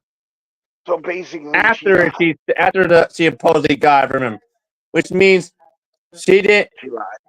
Yeah. I mean, our lawyer must have looked like a big time dummy, because you got to go up in front of the judge. And guess what? During the entire defamation trial, her two lawyers were all over the place. Yeah, they couldn't defend her because of the lies she told. And so were the people who were represented her, who were put on, who were questioned during the trial, like who were put on the stand, and were asked questions. She had the nerve to go after Nicole Kidman. Yeah, and guess what? That female psychologist that she brought in to represent her, who was being asked questions during her trial, turns out she was known for hating men and having something against men, and basically was known for thinking that men cannot be could not be victims, and that only women can be victims of physical abuse. I mean, that's not true. I mean, look at. Yeah, I mean, like, and so it's really not true because if you look through old Hollywood, right? There's an act. I don't remember this actor's name, but it was an actor in old Hollywood. Um, he did a lot of those Robin Hood flicks, but he got accused of spousal abuse. And I think his name was Tyrone Powers. He got accused of spousal abuse and everything. Come to find out, he never did any of that stuff. And guess Any what? of it. And But guess still, what? but Apparently, but still, they blackballed anyway because they didn't associate with their film company. and guess what? During the defamation trial, it was Amber Heard kept doing this weird thing where that kept making the jury uncomfortable, which was every time she was asked a question that she didn't like, she would look over at the jury and like thinking that it would and like but it made them uncomfortable and like and also every time she was asked a question that she didn't like, she would start like fake crying and stuff and pretending to be all emotional, but literally but every time every time she was fake crying, you could tell she was not really crying because there were no tears actually falling down her face. Literally no tears. But yeah, and guess what? It's weird. Like her lawyers couldn't defend her because of the lies she told. I mean, and guess when you what? do stuff like that in court, it makes your lawyer look. It discredits you and your lawyer. And guess what? You look like a liar.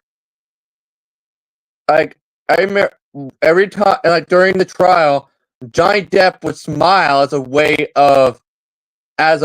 of hiding his sadness and regret and that he had from all the crazy messed up stuff that Amber Heard put him through. And Amber Heard would look all sad and miserable as a way of trying to disguise the fact that she was a liar. Yeah. Yeah, so basically, yeah, and guess what?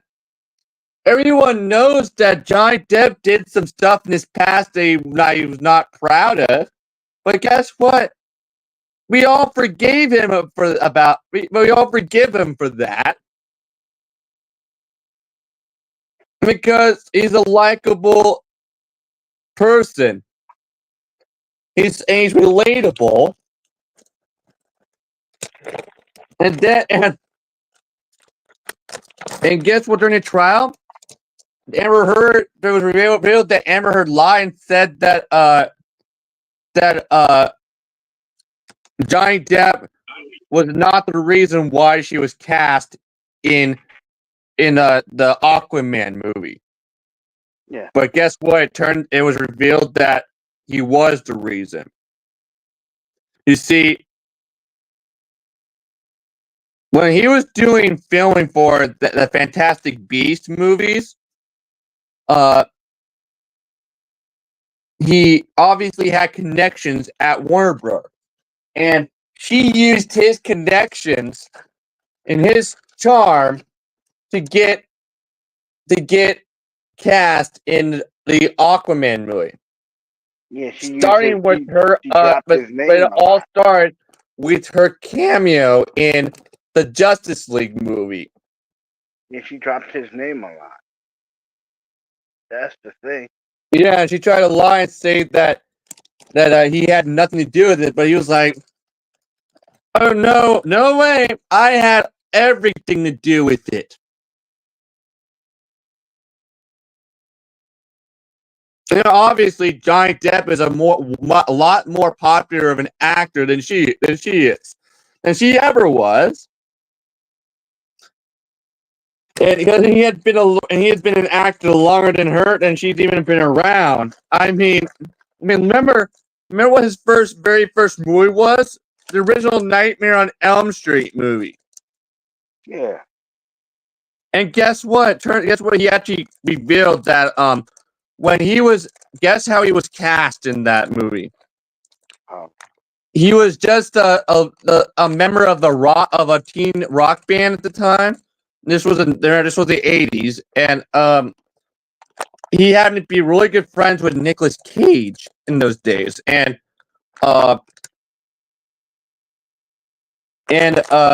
Nicolas Cage was like, "Hey, you should try acting."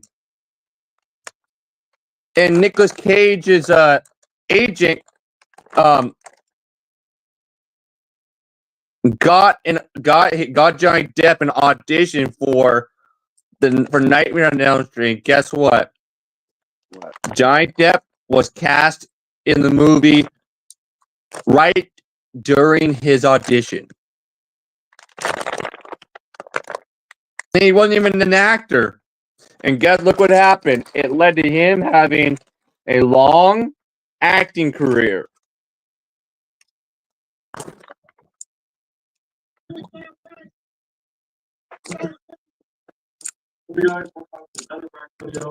I think it's kind of weird that, she went after, even when she was about to lose, she had no right to go after Nicole Kidman. Nicole Kidman didn't do anything to her. All she did was tell the truth.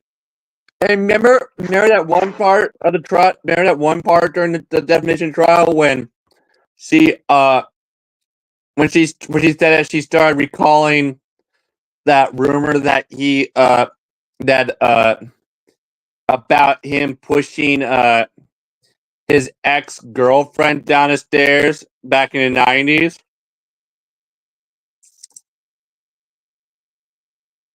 Yeah. And when she did that, one of Johnny Depp's lawyer, who was a man, went like this, because he knew that now because of her saying that, they were now able to get her to testify, his Johnny Depp's ex to testify, and guess what? She testified via Zoom call, and guess what? She didn't. She told the truth and said that he never did that, and that she and her were actually staying at a hotel, and she accidentally fell down the stairs, and all he did was help her up and acted like a gentleman and stayed and helped her back to their hotel room and stayed with her the whole time that she was being treated for her injury, and that he was nothing but nice to her. Yeah, and this is his ex-wife, his ex-girlfriend, who he shares 2 kids with, Ray. And guess what? He happened to be a French supermodel, Randy. Yeah, if you don't know, Johnny Depp has a son and daughter with her. And guess what? Their daughter is a model turned actress named Lily Rose Depp. Okay. And guess what? She's already starred in some things that you've probably seen, including that terrible HBO series that was created by that famous rapper called The Weeknd. Oh God. And guess what she's now starring in? What? that new remake of Nosferatu. No. Yeah, and yeah, and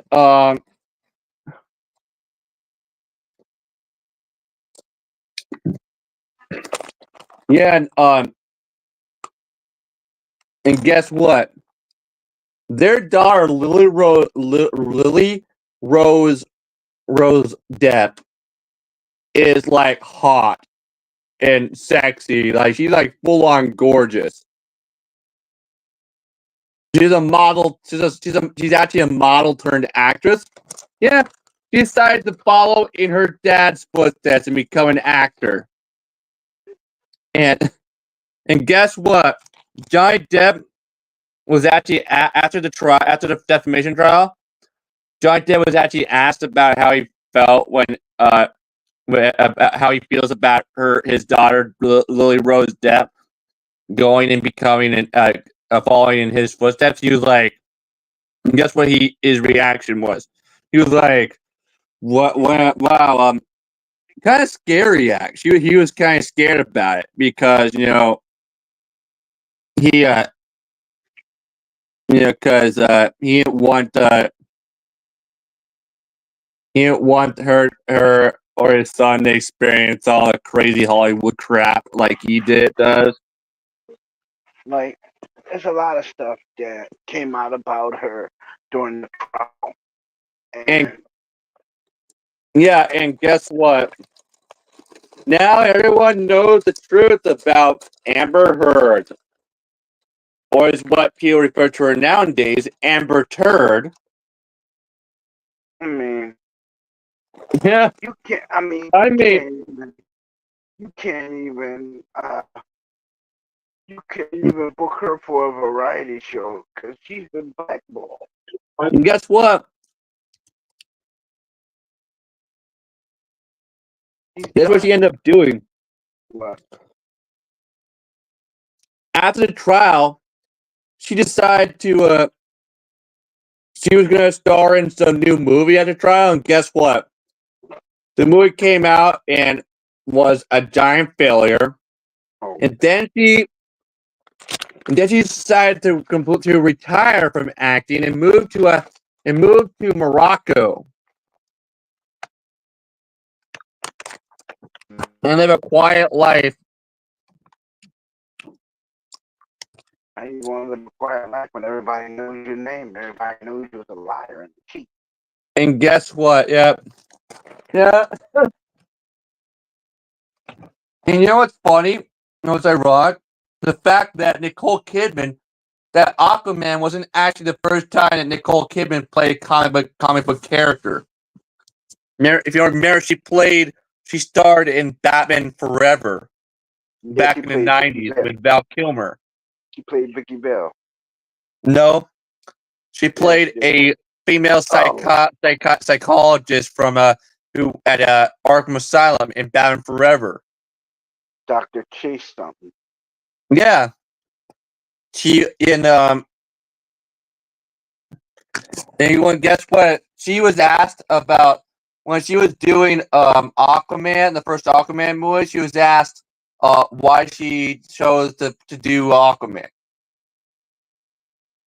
and she was like, she said she chose to do it because her daughters were like really into princesses and stuff, and she was like, and her daughter was like, "Are you gonna play a princess?" Yeah, but yeah, and Mera was the queen of Atlantis. She wasn't a princess. Yeah, and she was and like so she did for her daughters mostly, and but apparently she had a lot of fun doing all the stunt stuff, all the stunt work for the movie. And she had to admit she had great chemistry with Jason Momoa. I mean, he and her, Nicole Kidman, they were actually good.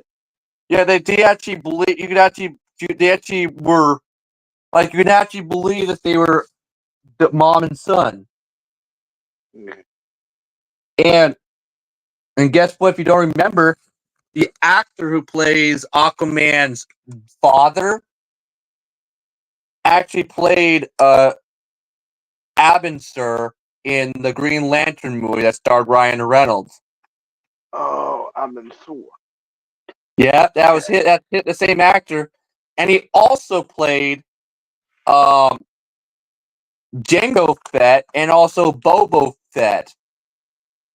Oh, in the Star Wars franchise. Yep. Yeah, he played he played Boba Fett. He played Jango Fett in the Star Wars prequels, and then he ended up replacing the original Boba Fett actor as Boba Fett for the for the for the newer Star Wars stuff, including the book of Boba Fett. I didn't really like the new Star Wars. I'm gonna tell you that now. Yeah, and guess what? Yeah, and yeah, I am a Mark Hamill fan. I've always been a Mark Hamill fan. You know, ever since he played Luke Skywalker. Yeah. And he's a great actor. He's a great voice actor too. Because when he does his Joker, I'm like, man, come on. But guess what? Nobody even knew that was Mark Hamill. And it turns out every time he plays the Joker, voices the Joker, he only does it under one condition, which is that he gets to work with Kevin Conroy. Kevin Conroy. And that and that because they work so well together, like they worked so well together when they did the Batman the Animated Series. He took hard with Kevin Conroy. Everybody. And the only thing that's awesome that we actually got to see Kevin Conroy play Bruce Wayne in live action. Yes, we did. And I think it turns out he had been wanting to do that for years and thought that he was never going to get a chance to. You know what I really wanted to see him do? What? I really wanted to see him do Batman in that Justice League movie that Zack Snyder did. Because his voice not only makes him Batman, but his mannerisms too. Yeah, but it turns out he was very caught off guard and surprised when when CW offered him the chance to play a live action Bruce Wayne for their Crisis on Infinite Earths crossover event. You know, and it turns out, even though his live action Bruce Wayne looked like wore that mechanical exoskeleton to be able to walk, which made him look like the Kingdom Come Bruce Wayne. Yeah. It turns out his Bruce Wayne wasn't actually the Kingdom Come Bruce Wayne. They revealed that his live action Bruce Wayne that he was playing was actually the Dark Knight Returns Bruce Wayne. Which explains why his live action Bruce Wayne hated Superman so much. But it was later revealed in the comic book. The curator at the London Museum, right? Yeah. Was looking at a history book, and it shows him a picture of Batman and Green Arrow standing beside Merlin. Batman is holding his sword with the bat on the hilt. Yeah. And over his head it says the Dark Knight. Yeah. And Batman walks into the place doing an investigation, and the guy walks over to him and goes, He looks at the book and looks at Batman. And he goes, Dark Knight. Batman goes, that's me. Yeah, and what's funny, and Bruce, so basically, when Kevin Conroy was playing Bruce Wayne in live action for the Crisis on Infinite Earths crossover event on CW, he was actually playing a live action version of the Dark Knight Returns Bruce Wayne.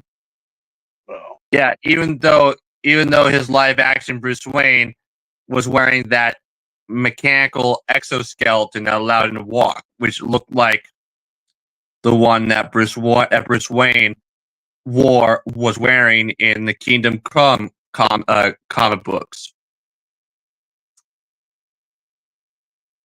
Yeah, so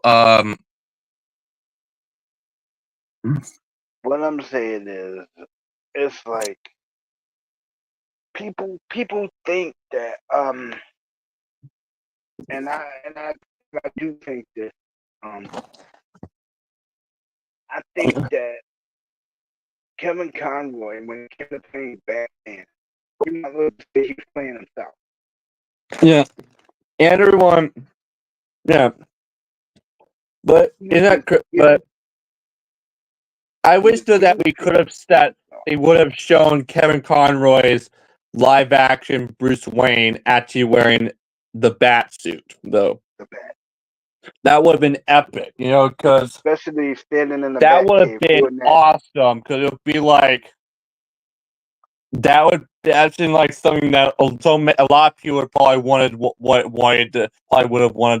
see. Yeah, I because wanted to see him do that. I wanted to see him stand in a bat cave and do that iconic line that he did from the animated series. Yeah, that would have been. And nice. Turns out he actually revealed that one time Kevin Conroy was at an event and he was being interviewed about voicing Batman, and he was asked what was like when he was cast as the voice of Batman, and he was like he said that it was really interesting because he was just this gay actor who he probably knows that Kevin Conroy was gay, right? Yeah, I know. And he revealed that he was just this gay actor at the time, and he had never done voice acting before, and so he was auditioning for Batman animated series, and he was pretty never done it before or anything like it before, but that he just started talking. Turns out his Batman voice was actually just his regular deep voice.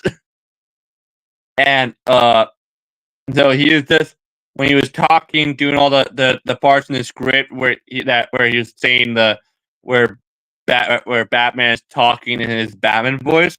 Kevin Conroy was just doing his normal deep voice, somehow it worked perfectly for the character, and they casted him as the voice, and and he said it was nerve-wracking because he had never done anything like it before. Because he had only done some like TV appearances here and there, and and he had never done voice acting before, and originally Mark Hamill was not actually the original voice of the Joker in the first season of Batman animated series. Sorry, I have the hiccups. Originally, Tim Curry voiced the Joker. Yeah. But he felt that Tim Curry just didn't really fit well with the character. They got Mark Hamill.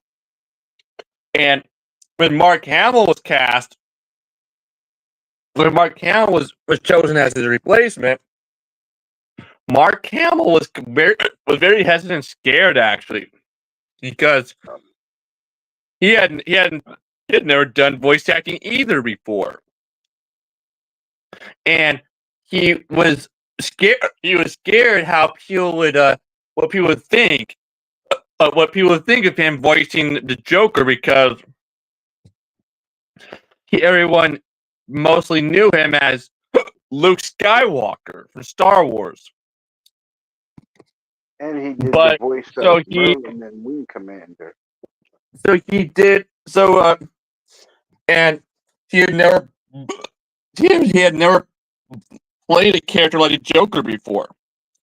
And the Joker was this like over the top, loony character who's always laughing and acting like a psycho. And so guess what Mark Hamill did to prepare for the part of the Joker. He went and watched a lot of the original Invisible Man movie starring Claude Rains, and basically ended up basing a lot of his Joker laugh on Claude Rains' laugh from the Invisible Man, and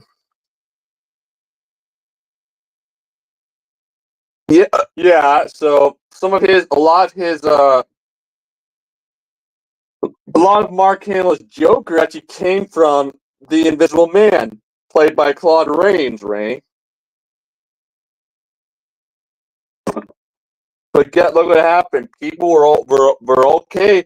He was scared that how people would react to him voicing the Joker, because people knew him as Luke Skywalker from Star Wars.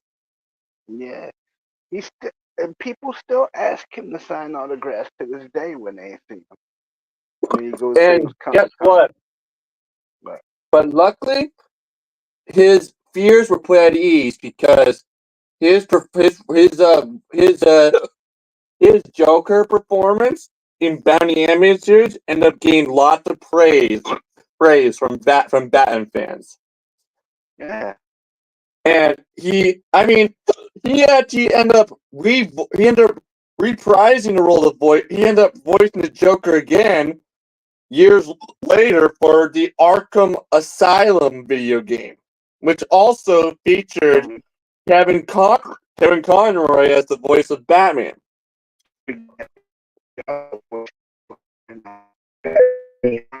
But he was actually. And it turns out, when it came time to do that Batman the Tall Tales series video game, Mark Hamill was actually offered the chance to voice the Joker again for it, but he declined because Kevin Conroy wasn't involved. And guess who ended up voicing the Joker in Batman the Tall Tales series video game? Guess who ended up voicing the Joker in Batman the Tall Tale series video game, right? Guess who it was? I'll tell you who it was. It was remember the actor who played young Harrison Ford in The Age of Adeline? Oh damn, not him. Yeah, him. Anthony. His name is Anthony Ingruber. Yeah. And it turns out, he was cast as the voice of the Joker for a Batman the Tall Tale series video game. Because on YouTube, he was known for doing impersonations of Han Solo, and also impersonations of Mark Hamill as the Joker and stuff. And the people who were developing the the Batman and Tall Tales series video game, saw his Joker videos and thought that he was perfect and casted him. And guess what? So he was end up being basically replacing Mark Hamill as the voice of the Joker for that. No, but what I'm saying is, I mean, people know him not only as the voice of Joker, but they know him from Wing Commander. He did the computer voice in the fighter plane, Merlin. And guess what? Yeah, Mark. Yeah. So turns out Mark Hamill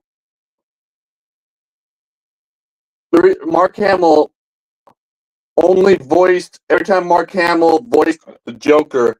He only voiced the Joker under one condition, which was that he got that they were going to have Kevin Conroy voice Batman, and that he was going to get to work with Kevin Conroy.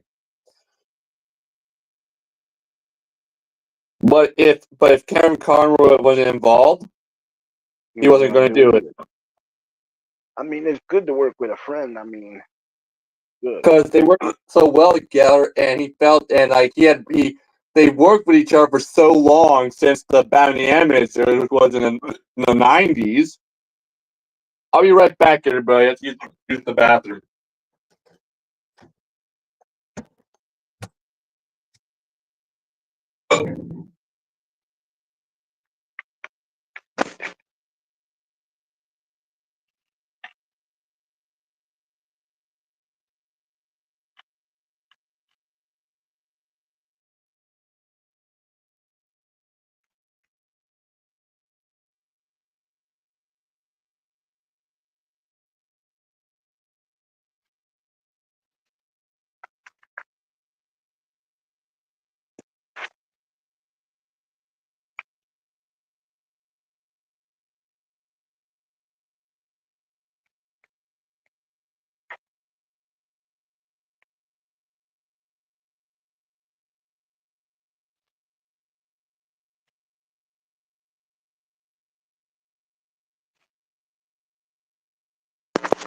But I'm serious. But yeah, like, share, fan up the broadcast. If you like this broadcast, like, share, fan up the broadcast.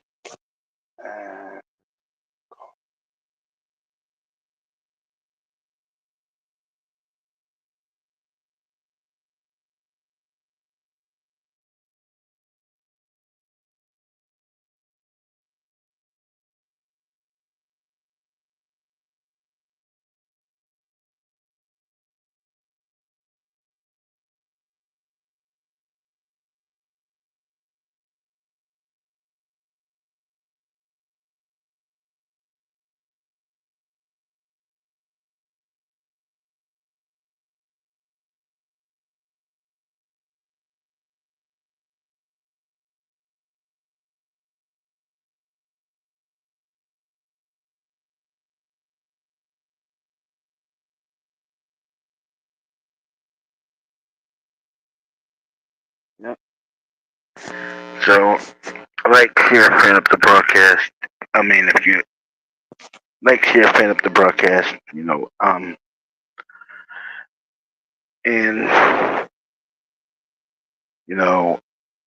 when we do this, when we do the broadcast, you're welcome to talk about, it all depends. Movies, cartoons, magazines, newspapers. We don't do the political stuff. We basically deal with movies, music, etc. But if you want to come in and and chat in the chat gallery when we're live, feel free. Just just come on in and enjoy yourself. And that would be good. That would be great. And what it is yeah. But I'm glad that Yuri stopped by. Big shout out to DD Live Productions. Big and Honeys and Cutie Pie. Yeah. Great big shout out to Terra Star Studios or Terra Live Studios. Yeah. She's she's a uh great little YouTuber and great friend. All of them are great friends, great people. You know, when they're online, you give them a look. See, I recommend that you do. Because they're good people. And what I'm saying is, yeah. And what you want to do is, and I'm going to say what you want to do is, you want to check these people out, give them a look, see what you like. Talk to them, see what they're like. You know, you never know. You might have some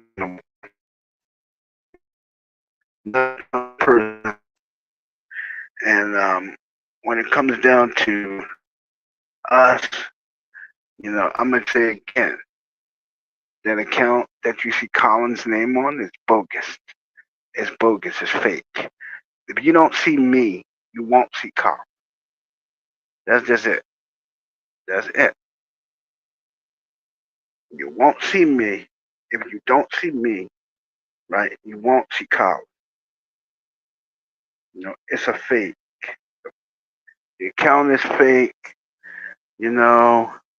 It was designed to discredit Colin and make him look bad. To all his followers, if you see this account, block it. Block it and report it because, you know, that's not the real Colin Reisenauer. That's a fake. We don't know his real name, but I'm back here, buddy. Hey, Randy. I actually know something that Mark Hamill voiced the Joker for that you didn't know about. Which was an episode of the Birds of Prey TV series. Okay. Yeah, it was an episode that showed the flashback of the Joker shooting Barbara Gordon, causing her to become disabled from the waist down. Yeah, they brought in Mark Hamill and had him.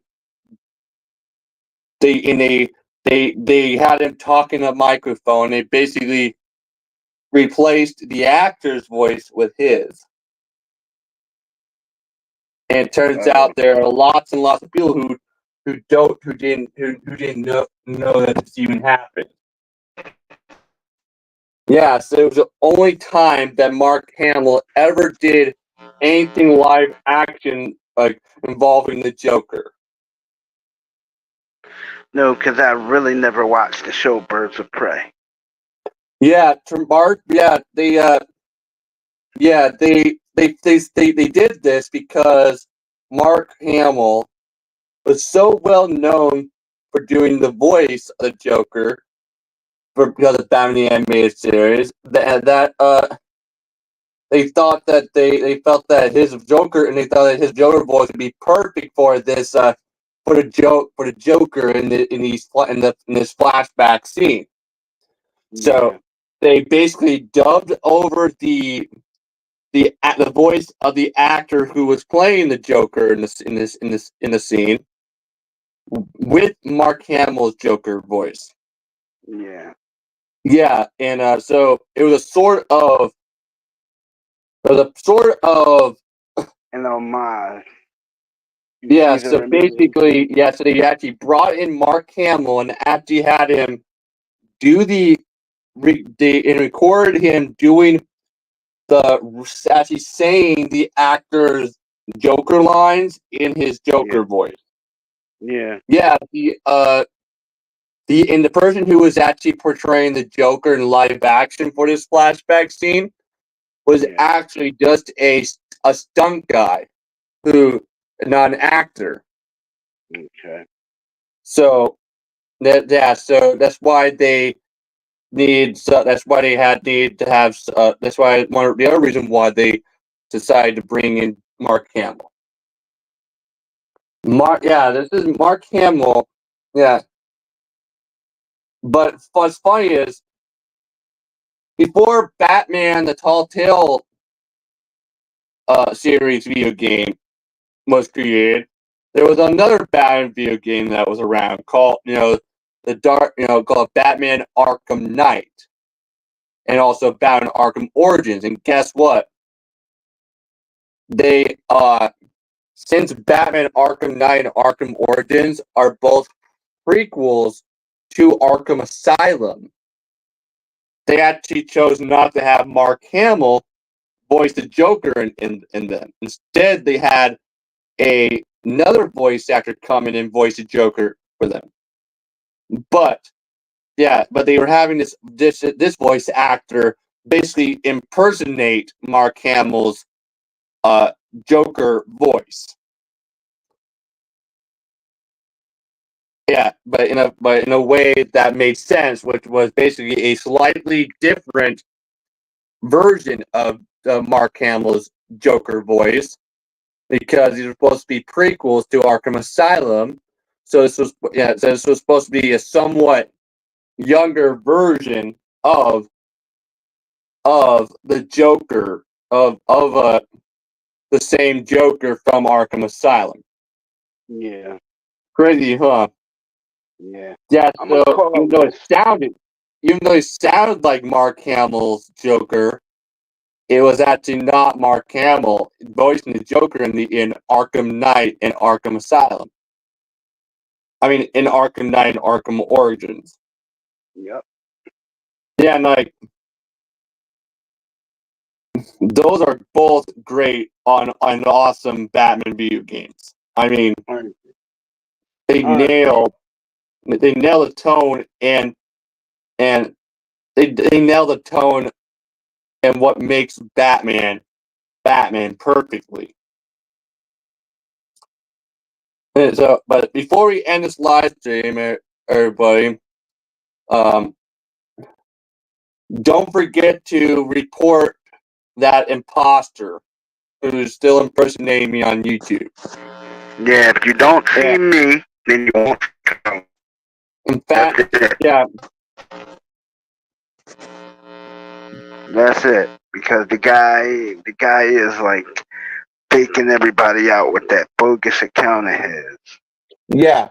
Remember, everybody, like I said before, the newer rules and guidelines that YouTube has been adding to the YouTube platform these last few years now actually prevent me from creating a new YouTube channel. Yeah, because of these newer rules, if your YouTube channel gets terminated but not reinstated, if your channel gets terminated but not reinstated, your channel is permanently gone forever. And if you try to create a new YouTube channel, YouTube will actually stop you and will actually terminate your new YouTube channel instantly. So yeah, I decided I'm going to start a petition on change.org as a way of trying to get this imposter removed from YouTube. I don't have a choice because I can't really do anything to stop him because of the fact that I don't have a YouTube channel. All I can do is report it, and that's it. And so far, YouTube has not gone back to me about doing anything to this imposter. I've reported them too, and they haven't even gotten back to me yet. Yeah, so nope.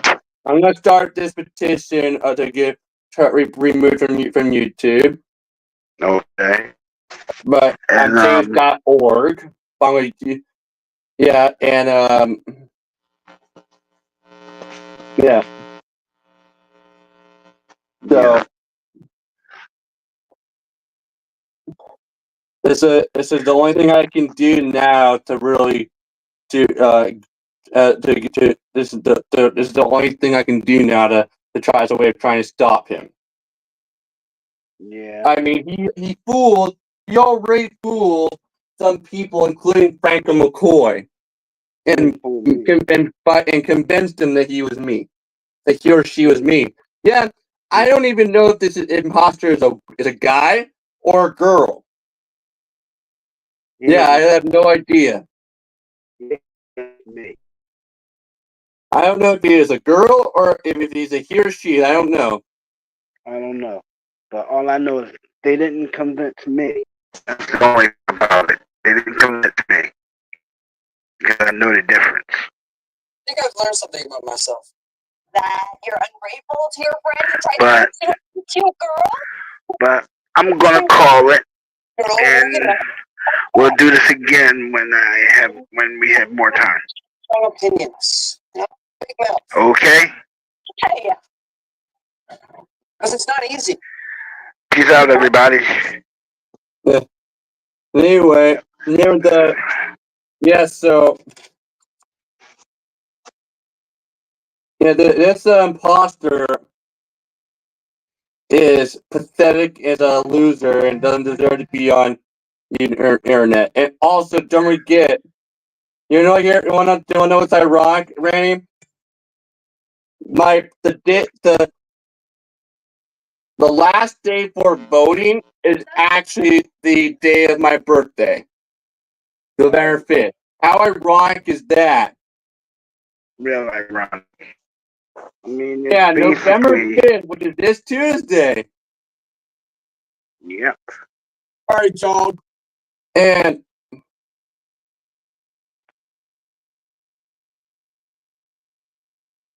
Yep. yeah, and also before we end this live stream, if any of you are looking for a good scary book or novel to read, because of it still being October, I mean because of it still seeming like fall, even though it's now November, I recommend that you check out my Red Hood Rises 2 novel and my Red Hood Rises 2 Part 2 novel on Wattpad.com. To find them, just go on Google. If you don't have Wattpad, just go on Google and search, or Google Chrome and search 1985 Cat Wattpad. Just search Wattpad 1985 Cat Red Hood Rises 2. And yeah. Yep. And but they're both pretty good. And remember, they're both connected since they are about the multiverse. That means they are connected to my Constantine novels that I used to write, and my on Wattpad, and also a couple of my other DC Comics theme novels that I wrote that were not connected to my Constantine novels. In fact, there's a ton, and I mean a ton of awesome appearances in my Red Hood Rises 2 novel, Part 1 novel. And references to other DC movies, including The Dark Knight Rises. Yeah. But I did something that no one else has ever done before when it comes to writing a DC Comics multiverse story, which is I came up with a multiverse thing that no one has ever thought of before, which is called a multiverse displacement, which is where a version of someone from the multiverse suddenly turns into another version of himself from the multiverse. But it's temporary though. And I based the look of the whole transformation on the regeneration sequences from Doctor Who. So the cool thing is the idea that I came up with that no one has ever thought of before. Which I think is cool, and so far, a lot of people like it. So, but thanks for watching, everybody, and we'll see you in the next live stream. Because I have to work tomorrow. Yep. Peace, everybody. We'll see you next time.